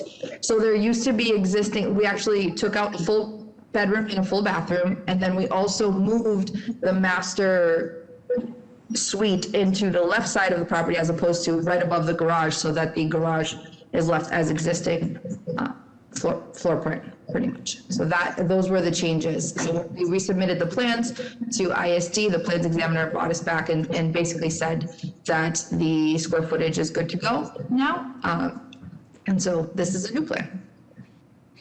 Okay. And so your frontage, even though you're a corner lot at the intersection of VFW and Chelman, so that's why you are cited twice, okay? How are the plans, Mr. Robinson? The plans are good. Any questions from the board? Is anybody here to speak in support of this proposal? Good afternoon, Madam Chair, members of the board, Jack Duggan, Mayor's Office of Neighborhood Services. Just like to go on record of support. As Pam mentioned, she scaled back and took away a bedroom and a bathroom. One of the big issues with the neighborhood council was FAR, so the revised plans do not have an FAR violation. She went before the neighborhood council last week on April 27th and received their support. Thank you. Good afternoon, Madam Chair, members of the board. This is Peter Favorito from City Councilor Matt O'Malley's office. The councilor would like to also go on record in support. Thank you very much. Good afternoon, Madam Chair, members of the board. Karen Foley, Councilman Issa Sabi George's office, would like to go on record in support. Thank you. Madam Chair, Secretary here, we have 8 letters of non-support and numerous letters of support. Madam Chair, I do have a raised hand. Mirza, are you here to speak in support or opposition for this project? No. I'm gonna support this case. For this one? Are you here to support this project or something else? This project. Okay. You're here to support this project? Yep. Okay, can you state your name and address, please? My name is Mirza, address 142 Borden Street. Thank you. I'm sorry, did you say 142 Arborough Street? Yes. It's a little far away, okay. Okay, so given all this information, and there are no more raised hands, Ms. Ambassador? No, ma'am. Okay, may I have a motion, please? Motion to approve BPDA design review. Second. All those in favor? Aye. Any opposed? Motion carries. Thank you very much, Madam Chair and Board. Good Thank luck. you very much. Calling the next case, calling BOA 108-5225, 3 Westford Street. This is renovate existing one-family dwelling, construct an attached 2-story addition to consist of a garage at ground level with accessory office use on the 2nd floor. The violation, Article 9, Section 1, extension of a non-conforming dwelling. Article 51, Section 9, insufficient rear yard setback. And Article 51, Section 51-57, the special provisions for corner lots, a 20-foot setback, modal alignment. Name and address for the record, please.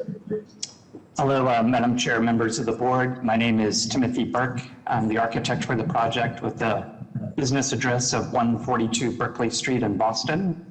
And with me on the call are the owners, Heidi Chase and Gregory Hermite. So why were you deferred the last time? We had several meetings with the Alston Civic Association, at which point we incorporated some of the comments that they had, which triggered an additional review by ISD. So we were requested to defer last time. Okay. So this is purely now for the construction of an addition and a garage, but there's no change of occupancy. That's correct. This is a single-family house. It's in a 3F 4,000 district, and the lot size is 3,828 square feet. The project started with the condition of the existing garage that is there now. It's in very poor condition, and it's a bit of an eyesore for the neighborhood.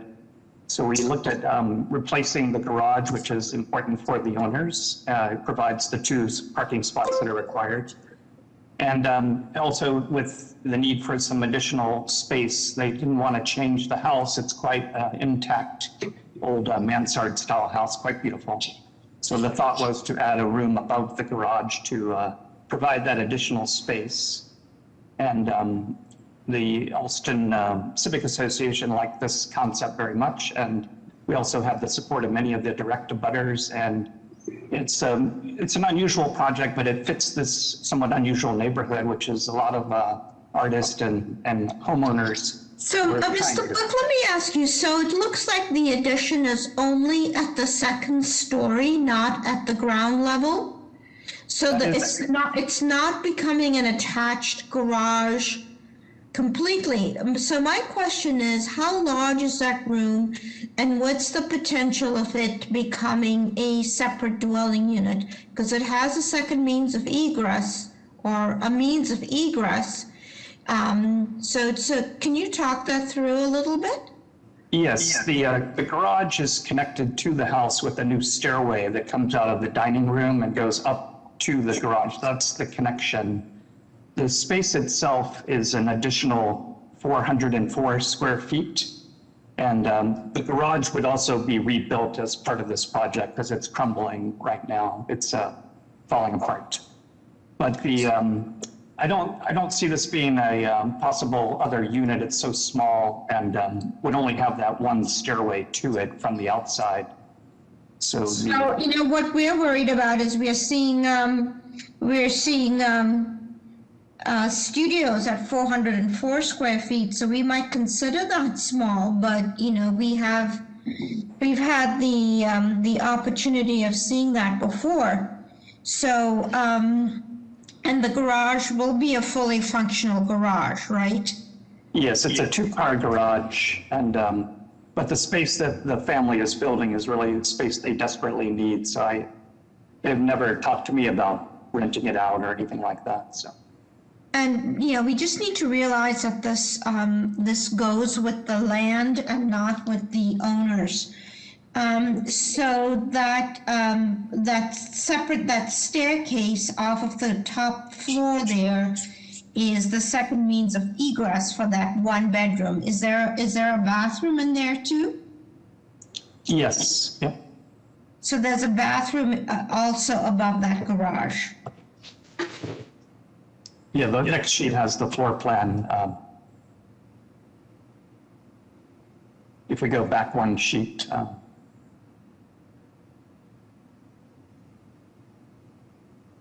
There you see the plan there in front of you now, yes. Okay, how are the plans, Mr. Robinson? The plans are fine. Okay, any questions from the board? Is anybody here to speak in support of this proposal? Yes, Madam Chair, members of the board, Connor Newman with the Mayor's Office of Neighborhood Services. Let me go on record supporting this proposal. In lieu of an abutters meeting, we thought these would qualify for the subcommittee, so we circulated flyers. There was a couple of requests from residents just for taking a look at the plans, but there were no concerns raised at the time. They met with the Alston Civic Association several times and made changes and worked with the Civic Association to come up with this product that we have before us. We think this is a great opportunity to ensure that a local family can stay in the area. Thank you. Good afternoon. This is Maura McCray from Councillor Breen's office. The councillor would like to go on record as being in support of this project. Thank you. Madam Chair, Secretary, here we have 5 letters of support. Madam Chair, I do have a raised hand by Anthony. Anthony, can you state your name and address, please, for the record?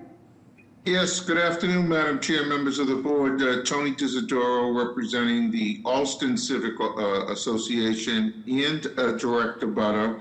And just wanted to echo the comments that have been made so far. The history of this, Madam Chair, was that the initial proposals that were made, there wasn't really any connectivity between the main house and the garage. And as Mr. Burke has stated, it's an interesting corner lot, and we had to be very creative. But I think the driving force behind all of this, as the mayor's office has alluded to, is the fact that this is a young, growing family who love their house and love the community they live in and need some desperately needed additional space. The basement was not a possibility. And it also takes down a very unsightly garage that I have to drive by every day. This was a creative way of addressing the needs and hopefully keeping this family in our community. So we would like to go on record in support with the proviso that no building code relief be granted. Thank you. And Madam Chair, I have no additional raised hands. Okay, given that information, may I have a motion, please? Motion to approve BPDA design review. Second. All those in favor? Aye. Aye. Any opposed? Motion carries. Thank you very much. Found the last case of the day, calling BOA 907-098, 140 to 148 Bowden Street. This is a changing occupancy from a restaurant, 3736A, sale and service of tires and 4 retail stores, to a restaurant, 3636A, retail store and cannabis dispensary. The violation, Article 64-14. The cannabis establishment is conditional. Name and address for the record, please. Hello, Madam Chair, members of the board. This is Mike Ross, and I'm joined by the applicant, Richard Ginn, and the security consultant, former Superintendent Joe Harris. You may recall we were before the board March 16th and asked for a deferral due to a technical notice matter. So now we're back here. This is a change of use, as the secretary mentioned, to take a existing tobacco store and barber shop, which is now closed, and to take a portion of the tobacco store and create about 1,000 square feet for the cannabis establishment. This is in a local convenience district in Dorchester where this is allowed by conditional use. The way this will work, I can probably walk you through the plans really quickly. This floor plan shows Bowden Street along the right-hand side of it. And you can see the door, the entry, is a dedicated entrance and a dedicated exit. And the security will go around through the back of the building through an alley that we can see on the site plan. We might want to go up one, Madam Ambassador, to to get to enter through down one, my apologies, to get through the rear of the building, and will enter through that back alley area. The hours of operations that we're proposing here are Monday through Friday, 8 a.m. to 8 p.m., Saturday, 10 a.m. to 6 p.m., and Sunday, noon to 6 p.m. Expecting around 15 employees, but around 8 per shift. We intend to have 2 security guards on site, 1 inside, 1 outside. There would be around 12 cameras. This is a good buffer zone slide to show you that the nearest school is outside the 500 square foot required buffer, and there is no other cannabis establishment within the half mile of this facility. Bowdoin Geneva is seeing a lot of new investment, including our budding building, which is now becoming a supermarket. Counselor, can you go back? I just want to see back to your operations, because this is 1,000 square feet. Let's just go back. Where are you also using the basement space for There is no security? basement space. There is no basement. So where is your vault?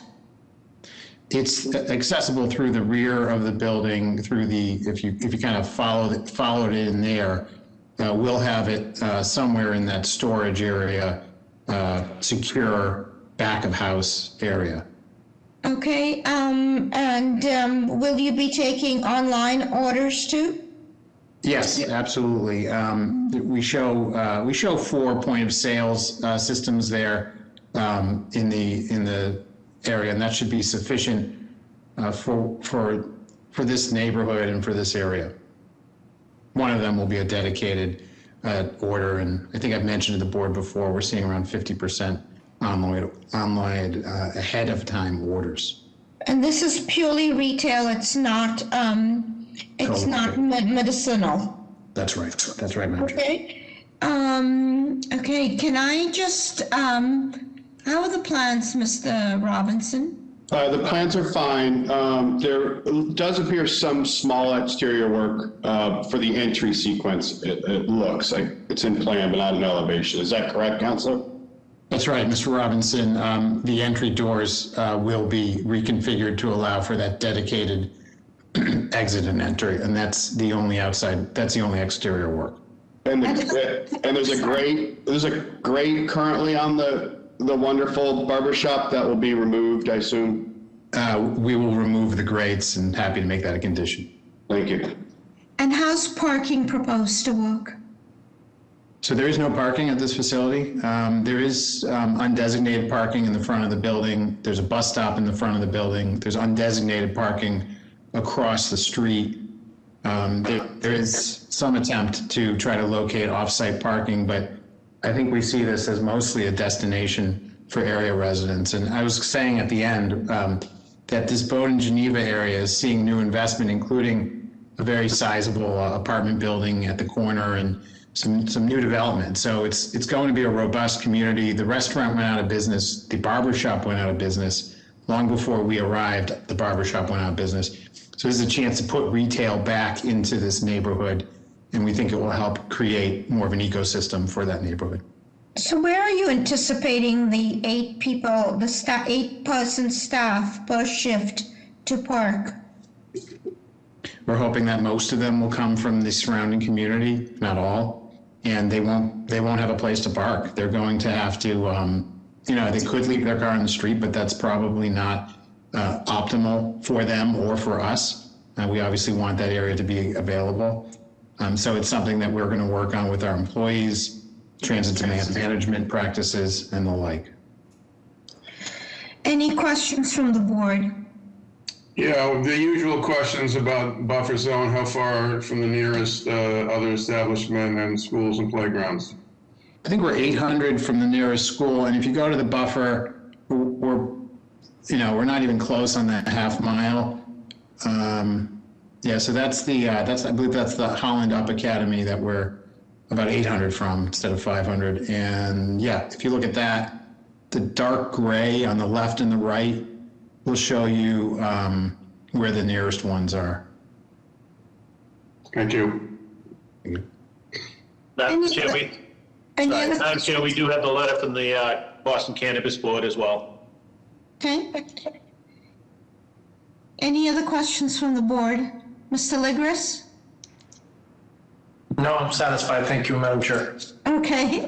Is anybody here to speak in support of this proposal? Good afternoon, Madam Chair, members of the board. Joe Coppinger with the Mayor's Office of Neighborhood Services. We'd like to go on record in support of this proposal. They went through an extensive community process and ultimately received an approval from the Boston Cannabis Board, and we'd like to continue our support through the Zoning Board of Appeals. Thank you. Good afternoon, Madam Chair, members of the board. Dustin Gardner on behalf of City Councilor Andrea Campbell. We're officially neutral on this project, but just wanted to go on record commending them for an extensive community process. Madam Chair, Secretary, we do have one letter of opposition from a neighbor that's been there for 44 years opposed to the project. Thank you. Madam Chair, we have a few hands raised. Okay, go ahead. Okay. All right. Hi, Joseph Harris. Can you state your name and address, please? Yes, can you hear me? Yes. Yes, I'm Joseph Harris. Good morning. Good afternoon, Madam Chair and members of the board. I'm Joseph Harris. I'm a retired superintendent of the Boston Police Department, working now with the Guardian Security Advisors. And I just want to go on record in support of this project. Thank you. All right. And Maria Cabral, you've been unmuted. Can you state your name and address? Yes, my name is Maria Cabral. I'm calling from 141 Baldwin Street, and I would like to support this project as this is going to bring more employment opportunities. Okay, thank you. Wei Ming Tan, you've been unmuted. Hi, good afternoon, Madam Board. Good afternoon, everyone. Hope everybody is doing well. My name is Wei Ming from 45 West 3rd Street, Boston, Mass. I want to support this project more. Can I just ask, is this the West 3rd Street that's in South Boston? Yes, correct, ma'am. Okay, thank you. Can I have people who are in proximity of Bowden Street talk, please?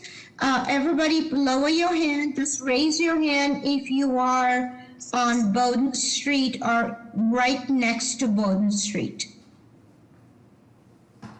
Okay.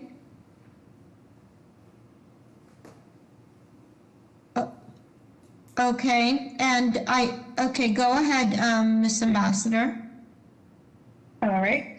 Hi, Cindy Polanco, you've been unmuted. Can you state your name and address? I think we heard from Cindy. Did we hear from Cindy? Okay. Oh, yeah. All right. Hey, good afternoon.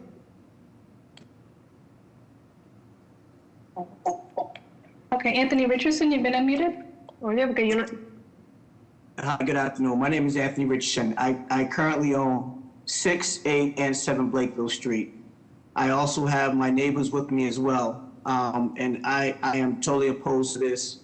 I've been having a hard problem with these guys blocking the driveway, leaving trash in the alley. I have pictures, I have photos, and it's been a constant battle. I've been a resident here for 42 years. And I do own 3 properties that's directly abutted right behind this that shares the alley, and I'm greatly opposed. So you're opposed because they're so far showing little evidence of being a good neighbor? Absolutely. I have pictures that they blocked the driveway, the trash, the overloaded dumpsters, the parking is I have a problem with the landlords maybe talking to their tenants about not parking in the alley where my driveways are in the alley. So they come and they block it, or they block it on Bowden Street, and I consistently have to knock on the store doors or the restaurants to get their employees or their customers to leave. It's, okay. I can't even tell you what you have to. Thank you. All right, Raphael, Javier, you've been unmuted.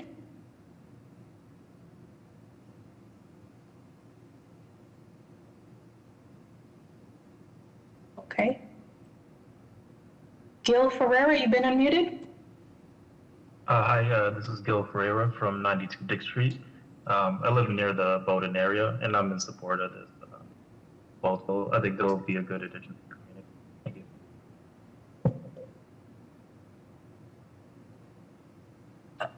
Okay, I think that's it for the raised hands. I believe I called on everybody. Okay, Mr. Ross, so who's the owner of this, what's the name of this establishment? Madam Chair, I believe the comment with regard to, we've never been out there. I just want to put it on the record that. Let me just for the record, get this down so that we're clear who it is. Yeah, so I can get you the name of the property owner. I believe. Who's going to be running this cannabis establishment? Oh, he's on the line with us. His name is Richard Ginn. I'm happy to bring him into the call. He's on the call. And what name will it go under? It will be 617 THC is the name of the entity. Okay. But Madam Chair, I just want to place on the record a couple of things. One, we do have letters of support from Main Streets and from the Cape Verdean Association. The two, we have been in touch with the neighbor who spoke, which is good. We've had numerous conversations with the neighbor. We've knocked on their door. We've talked to them out on the site. But my client has never otherwise been out at the site, never moving trash, never doing anything. I believe he's referring to the restaurant that went out of business, which we have absolutely nothing to do with. We do not own the property. We will be renting the property. We have a 10-year lease with 2 5-year extensions. We have never operated out there. That's why we're going before the board today.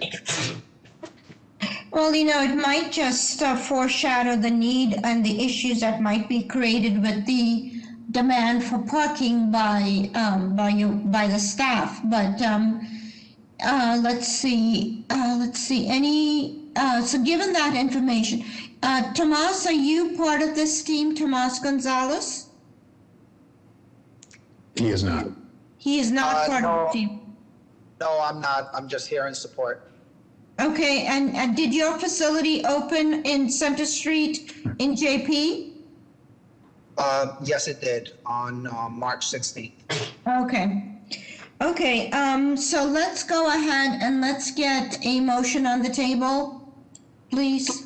I'll make a motion to approve, Jeff, with a minimal amount of exterior work. Do you want design review? Yes. Yes. Which signage? I guess Madam Chair wants me to take a look at it. We take a look at it for signage anyway. Okay, so motion to approve with BPDA design review. And with this petitioner only, right?